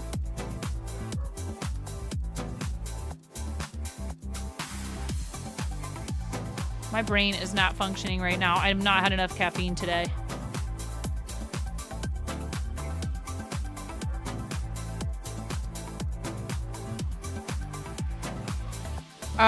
So this is a really nice desk mat.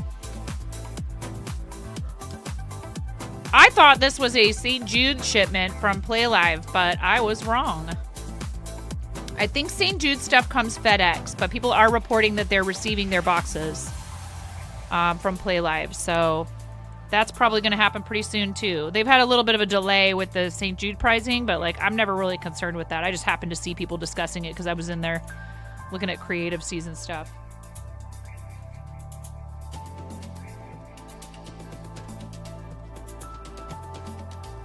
Nice big oversized desk mat.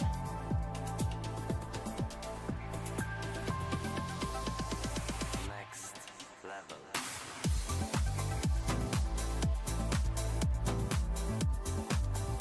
We have an ad coming pretty soon. If you're not subbed on Twitch and don't have turbo, you might get up to 90 seconds of ads. Thank you for staying through them.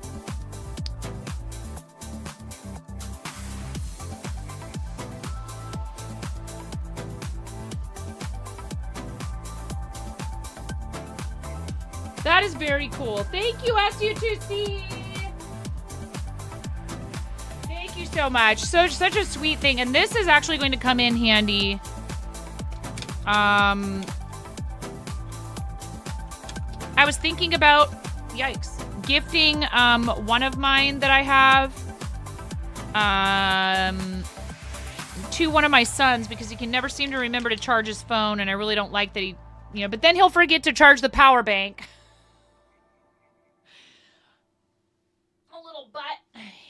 Such a stinker. This is actually the so now I have a power bank from them and also a one of those like MagSafe charger thingies that's around here somewhere that I need to like figure out how to use. That's like you can just set your device down on it instead of having to plug it in.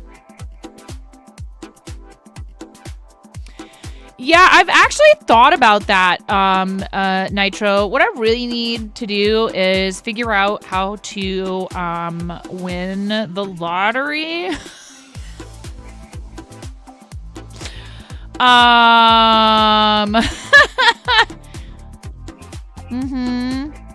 If anybody knows how to do that, that would be cool. I'd love to know how we win the lottery. Because I really want to have a separate space for a studio. One day, maybe we've talked about, purchasing property outside of our house, and then that would be a big, huge help to that, of course. If you win the lottery, you'll come drop 1,000 bomb of gift subs. That's insane. Actually, Nitro, depending on your bank, they might not let you. I've seen it happen before where people have made the attempt. I think they've had to use multiple payment methods in order to be able to do it. If you start dropping those kind of gift subs on a channel, your bank and or credit card company goes, what? With good reason. They assume that there's something nefarious at work there. Your bank has a 2.5K daily withdrawal limit. It's annoying. Oh my God.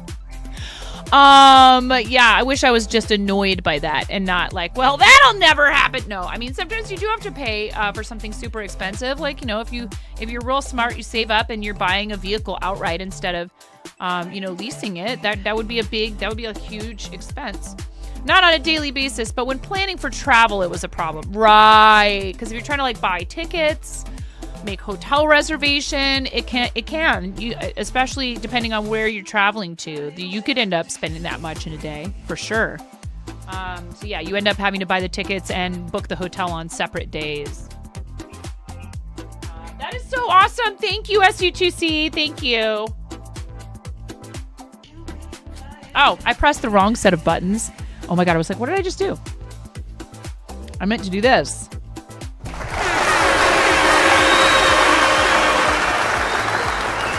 Did you mean exclamation point drop? Nitro, you typed exclamation point join. That's hilarious.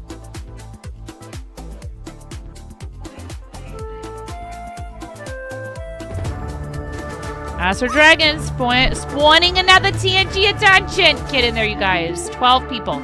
I won't Bogart Mirror if you want to get in on this one.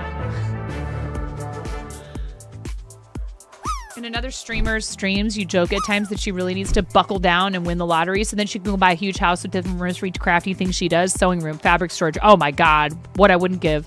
Crochet knitting room, yarn room, diamond painting room, room where boyfriend's D&D dice, room for Magic the Gathering stuff, right? A room specifically just for dice. Indeed.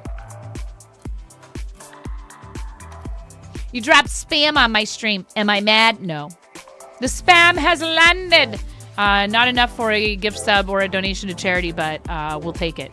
It landed in the soup. Spam soup. Thank you for the lurk, Cricket Bug. And a Beauty and the Beast library. Oh my gosh, that would be awesome.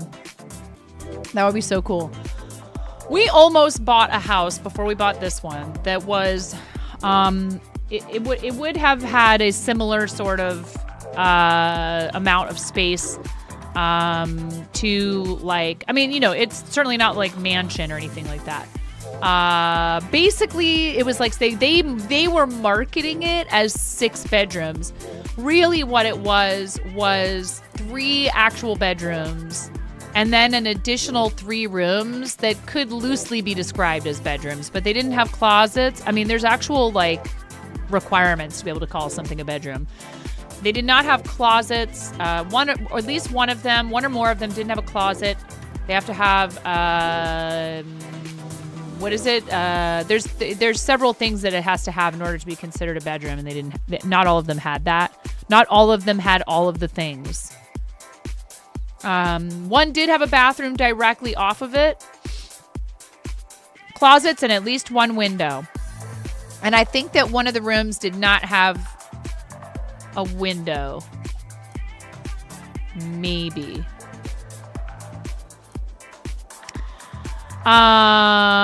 Or maybe it led to another room without like a door, and that room had a window, so they were trying to call it like that whole thing was a bedroom or something. But like, you can't call the separate room. To be habitable as a bedroom, it needs a window, right? So they were not describing it accurately. But ooh, Blaze, look at you go! You got one of them egg grenades.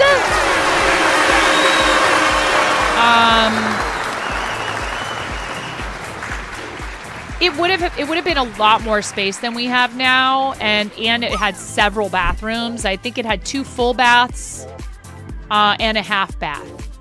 It had a huge master bathroom with a huge tub.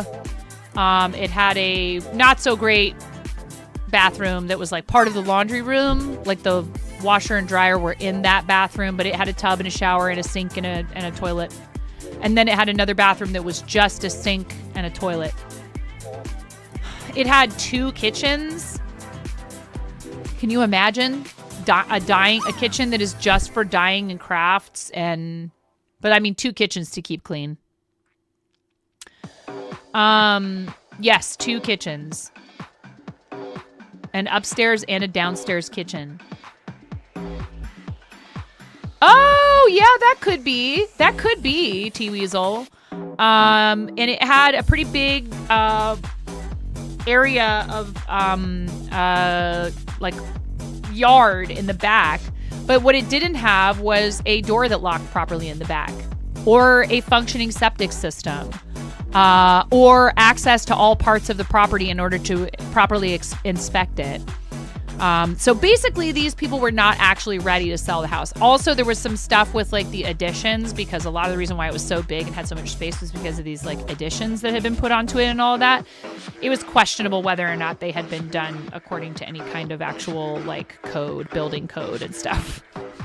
So I'm glad we didn't buy it, because I think that it would have ended up, even though it was a lot of space, it would have ended up being a huge headache, I bet. Many Jewish people have a meat kitchen and a dairy kitchen, often on different floors. I never thought about that. Reminds you of a 6-bedroom apartment that your friends and you were looking to rent, no closets, and one friend went, if I need to see my king-size mattress would fit. I need to see if my king-size mattress would fit, and he laid down on the floor and could touch both walls with his arms stretched. He went, that's not fitting, and the 6th bedroom was a basement common area, and they recommended hanging a curtain for privacy. You did not go there yet. Right. I mean, it's tough because I understand you want to try and, describe property. You're trying to sell a house. You want to describe it in a way that sounds appealing even when it's not. Blaze started a dungeon. Thank you for the bits, Blaze. Thank you for using bits to start a dungeon. It's only 15 bits. Once you guys run out of your freebies, it's only 15 bits. They can ask for more if it has more bedrooms. Right. And they can also ask for more if, they're trying to say, like, it has outdoor, what did it say? It was like outdoor something, workshop that wasn't even closed all the way in. There was no way to fully lock it and prevent people from just walking right in there from, like, off the road. And it was in pretty terrible shape. It was basically just like an open shed off the side of the building. A pond that was like, give me a break. It was mostly algae, and it just was like, it was like a lean-to, exactly. And then, grapevines. Yeah, after you, take a machete to the overgrowth in the back, because when we showed up to look at it, there was vegetation coming out of every crack and cranny, and they did end up cleaning that up before we came back to look at it again. But then they wanted more money when we asked them to fix the septic, and I said, nope. I said, oh, really? And I started looking for other properties, and this place had gone on the market that day. And I was like, let's go look at this other place. And we backed out of the sale. And somebody else that one of my kids' friends' parents actually ended up buying it. I mean, after obviously all of that, like months afterward. I said, you're welcome. They probably fixed a lot of stuff because they did not. It was not really ready to sell. Another apartment you looked at, the owners decided to move to Europe for now and left all their furniture. You were required to not damage anything, so you would have had to move everything at your own cost. And their uncle lived in the basement, which was the only place with utility access. So you blew a breaker, you wouldn't be able to access it. You noped as well. That doesn't sound like a good situation. That sounds like you need to find somebody who you know or your uncle knows. Yeah, I get it. Or I need a place for 3 months. That sounds like Airbnb material, kind of. But not like actual living quarters, like place to live. I mean, some people sublet, and it works out great because they just need a place temporarily. The only other house that we've ever lived in that I would have considered buying, Nitro, you got a dance voucher. Let's go. The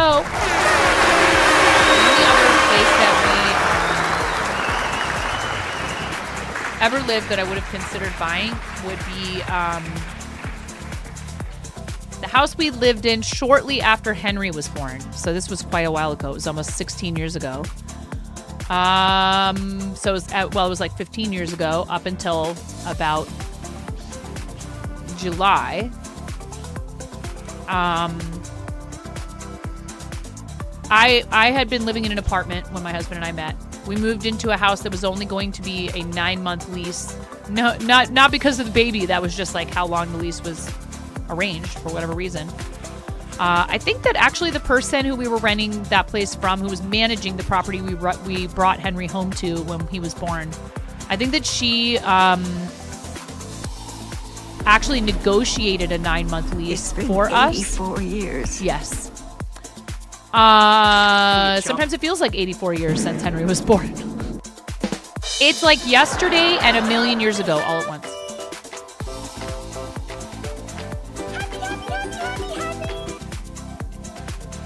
Look at you guys with all your free vouchers. No, I'm glad you're getting that. That's awesome.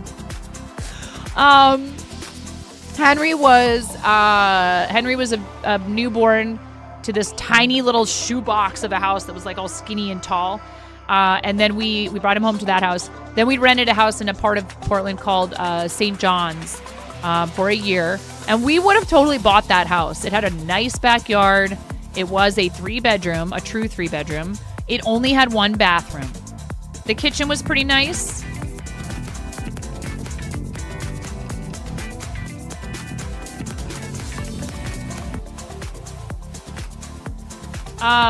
Kitchen was pretty nice. It had an attached 1-car garage.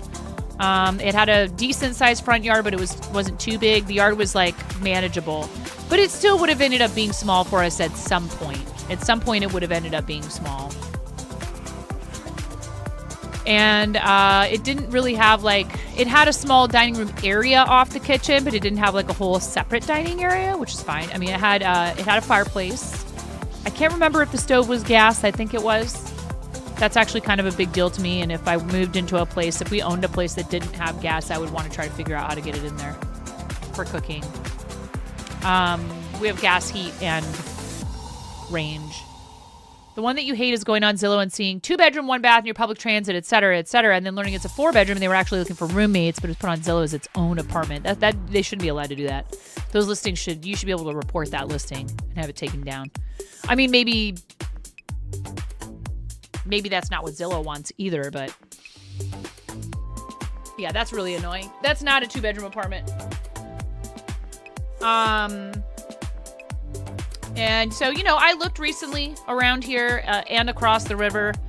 and even near the shop. And there doesn't seem to be a whole lot of small, office space for rent type stuff. I think that around here, a lot of times people don't, right where I am, people don't advertise it, like on, the typical websites and stuff. It's kind of word of mouth. So I'm going to keep my eyes peeled. If something comes up and it's reasonably priced rent, I may consider whether or not it would be a good idea to do it. But one thing that I have concern over is having a bunch of expensive equipment somewhere and how I would have to basically like install my own security cameras and stuff like that. We have cameras on our property, exterior as well as one inside.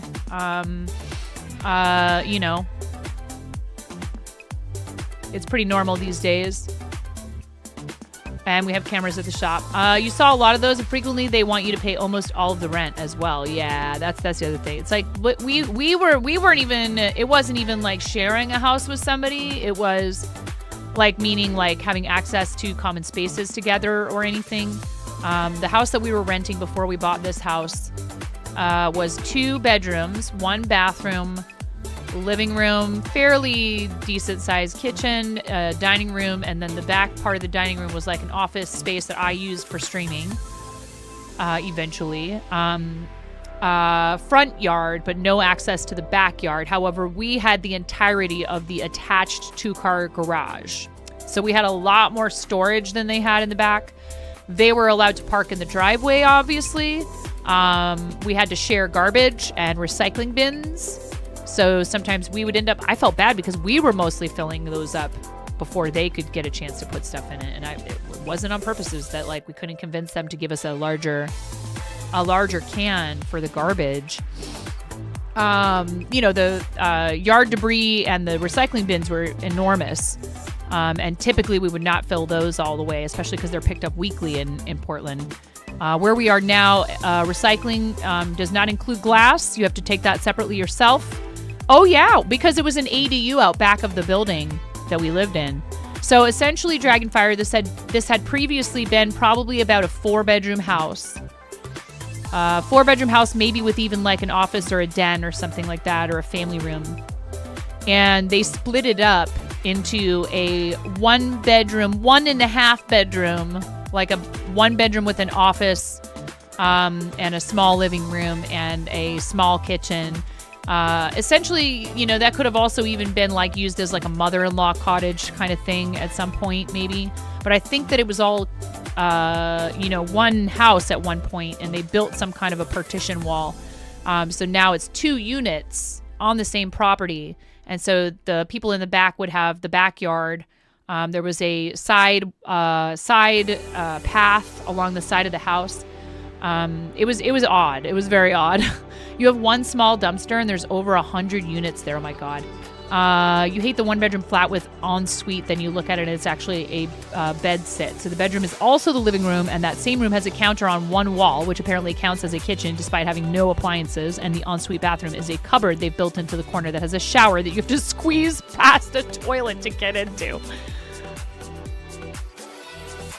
That sounds like it should not have even had an occupancy certificate. Yeah.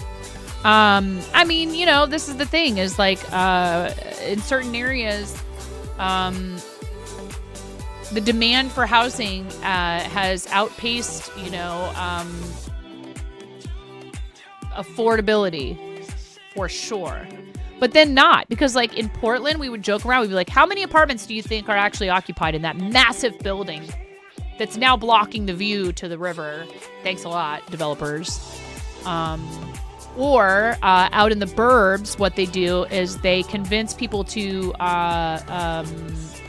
change the zoning laws, and it goes from being an R, what was it? I think it was R 7.5 or something like that, R5, I don't know what it was. Meaning like, each parcel of property had to be a minimum number of acreage or whatever. And where we lived out in Southeast, R 9.5. Where we lived way out Southeast, we're talking like outer Southeast. If you know Portland area, Brentwood, Darlington neighborhood, which is like practically Clackamas County. It went from being, I think it was like an R 7.5. I don't know what it was. Not 7.5. That's a lot. It ended up being like you could just do the tiniest little plots, and all of these developers came in and just put boom, boom, boom, boom, boom, boom, boom, boom, boom, little tiny, skinny, tall houses where you could stick your hand out the window of the house and you'd be touching your neighbor's house. I'm like almost not exaggerating. And like some people don't care. They want something small that's easy to maintain, and they're not interested in having a yard. And I totally get that. That's, you know, they're basically townhouses, but you're buying the house. Right? It's not like an apartment complex or something, but they all look the same. Like for a whole entire street or 5, everything looks the same, and it's these tiny little soulless, just like boxy, you know, maybe the siding is different colors, but they're all the same, plan. They're all like, or maybe there's a couple of different floor plans, but they're like all very similar, cookie cutter trash. And it's like, I understand it. I get it. It's because it is less expensive to do that. And somebody's just looking to make as much profit as they possibly can as quickly as they can. And some people don't care. They really don't care. The student flats around there are the worst. Companies basically take what used to be a 3-bedroom house and turn it into a multiple occupancy home with 8-bedroom apartments. You have 8 people crammed into one house sharing one kitchen and bathroom. Hard pass from you. Yeah. Your town sued the neighboring town to stop the developers who got approval from the town from building a high-rise that blocked the view of your town from seeing the New York City waterfront. Your town won, and instead of the developers building a shorter complex, they pulled out instead. Mass-produced suburban nightmare. All these places are so cheap and terrible. Yeah, a lot of them start falling apart really quickly. They're not well built. People who buy them end up regretting it deeply. A family friend of mine was super excited to be able to afford to purchase her own first home. She has triplets. Freaking triplets, dude. She had an older son who's now living on his own. He's an adult now, but she had some, she had a big gap between her kids. She had an older son who was practically, adulthood by the time she had these triplets. So he was a teenager, and then she had the triplets, and she wanted a house of her own. And so she bought a house, and then it had like all of these massive problems because it was one of these kind of like quickly thrown together, quickly constructed, I mean, the kicker is they could put money into fixing up all the rundown housing and rent it out for cheaper than building the flimsy new stuff. It's just like it's always like, okay, well, we'll just, buy up this property and then, develop it. Because more. Like, no. How about what T-Weasel said? And, like, fix some things, maybe. That neighborhood was interesting. It was... there were things about it that were great, actually. I really did like certain things about it. There was a really cool little cafe that was, like, sort of in walking distance. And there was a big park attached to the middle school. Sometimes there were some unsavory characters around. But during the middle of the day, it was fine. And I used to go do Pokemon Go there all the time. That's actually, we lived in that house at the time that Pokemon Go came out. And that was really fun. We would go there and we would hunt Pokemon and take the dogs to the dog park. And it was actually still close enough to several lines of public transit that I could get home and didn't have to walk very far to get to our house at night. Carrying my baguettes from the restaurant. You found your apartment building's lot on a builder's site. Your father called it a builder's special. Basically, some construction company bought the plot and went, you pay us $1.5 million, you get the lot, and we build this apartment complex. You have a gas stove and furnace and an electric water heater. Luckily, your landlord is very hands-off. The maintenance guy's on point. Place has mostly been fine. That's good.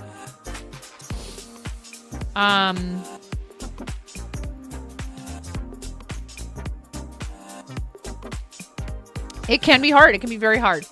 I lucked out. Hi, Hero. I'm good. How are you? Bye, Nitro. Have a great rest of your day, friend. Thank you so much for hanging out with us. Thanks for all the fun with the dungeons.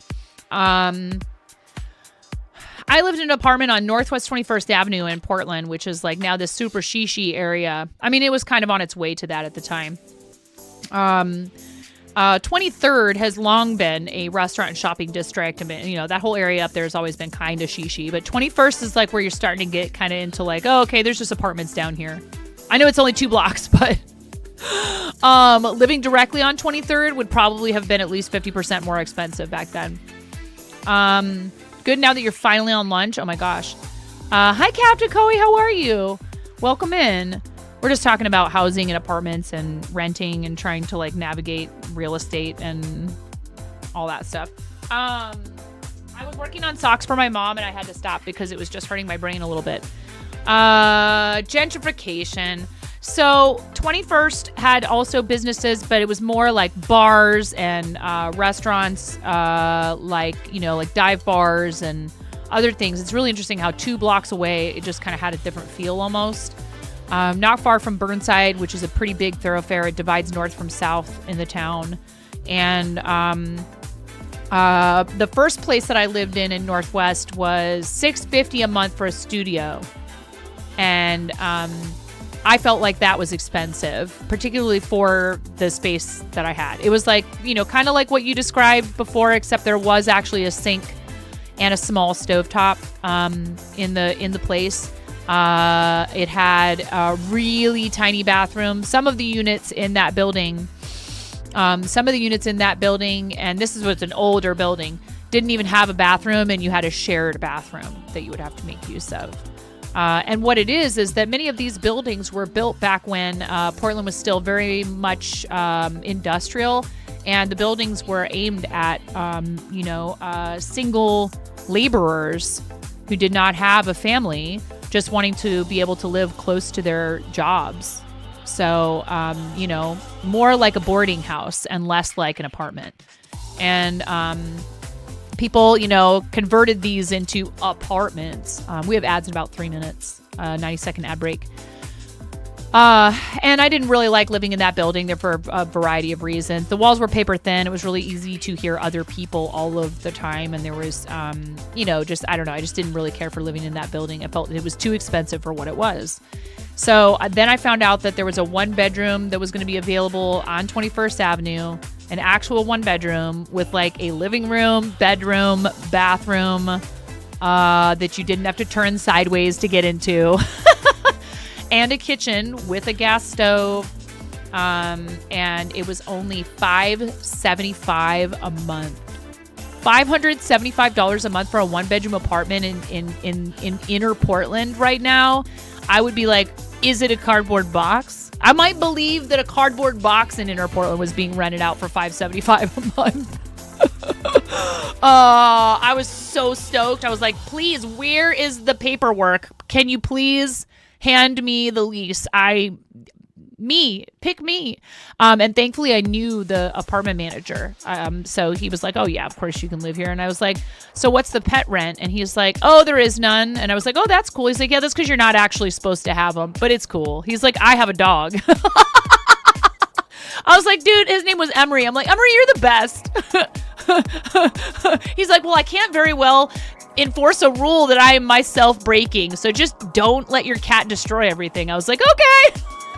She was so mellow that it didn't matter. I actually didn't have her right at the beginning. I got her after I moved into that place, and I just assumed that it was okay to have pets because he had one. He's like, well, yeah, it is okay by me. It's not actually okay by the owners. Just don't let anyone see your cat, and don't let her destroy everything. I was like, okay. And I lived there for many years, actually, until my husband and I got together, and then it was like, baby on the way, and had to find a place to live that wasn't, in the middle of like 16 bars, and that neighborhood wouldn't be too terrible for raising kids in, but it wasn't ideal at all, especially not in a space that small. We would have made it work if we'd had to, but I'm glad we didn't end up staying there. For one thing, parking is a horrible nightmare in that neighborhood. An absolute nightmare. All right, you guys, my kids are going to be home soon. Speaking of, I have 3 beautiful children now. You lived off 183 in Gresham about 15 years ago. Gresham is a whole different world, I'll tell you what. And where I am is only an hour away, and it might as well be 1,000 miles away. It's very different here. Not all of that is a bad thing. You know, not all of it is a bad thing. There's always going to be advantages and disadvantages to living in different types of places, right? So, you know, one thing that's nice about out here is we are able to afford a much nicer place for, you know, the budget that we had and all that stuff. Because I'm telling you, there's no way that we could have purchased a home in Portland at the point that we were ready to do it. We just did not have the down payment. Paying mortgage would have been a struggle. We could have possibly made it work in somewhere in the, you know, Portland burbs maybe. No, that's okay. Hero, don't apologize, please. Funniest thing for you is apartment's description. Yeah.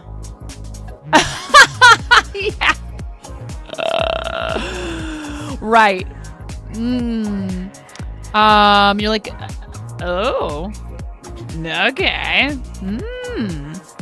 Let's see here. Let me look at our list of who we've rated recently, because I feel like the person I was about to yeah, we've actually rated that person recently. Dang it! It's because, you know, there's people who I really like, who I want to raid frequently because I like them. So I always reserve the right to do that whenever I do feel like it. Let's see here. I'm excited for TwitchCon, you guys. We're 1 week away from TwitchCon. I can't believe it. Super excited to see people there. So if you're heading to TwitchCon, I will be there. I'll be at the Starlight booth on Sunday from 2 to 3 p.m. and then going to the Makers meeting and then heading straight from there probably pretty much to the airport. I'll try. We'll see what happens. Streaming from the con is a huge struggle because everyone's trying to stream. So typically, from what I understand, con streaming is kind of tough. Which gas is the sexy gas? Yeah, it's difficult unless you are lucky and you run into one of these companies that wants to rent out a backpack setup for you, which does happen. So that is a possibility. It is a possibility. I don't think we've rated this person in a while. Let me see. I don't take raid suggestions typically. Sometimes I'll let you guys help me decide who to raid on the basis of, you know, what category they're in. If I feel like I'm having a tough time deciding between multiple people. So we're going to raid the Traveling Tatter. Please stay with us for the raid. Please stay with us for the raid. Who is doing a Boobtober. Save the Tatas chat. 18 plus channels, show and tell, Boobtober, no idea. There's tatting going on there right now. It's really pretty. I mean, as the name would imply, this is a channel where mostly tatting is being performed, but I think there's other crafts as well. Tatters on Twitch, lurkers welcome. Tatting, not tattooing. No, we're not talking about tattooing. Lace making, English vintage, safe space, Boobtober. Thank you guys so much for hanging out with me. I really appreciate you. Bye-bye, YouTube. Thank you, YouTube.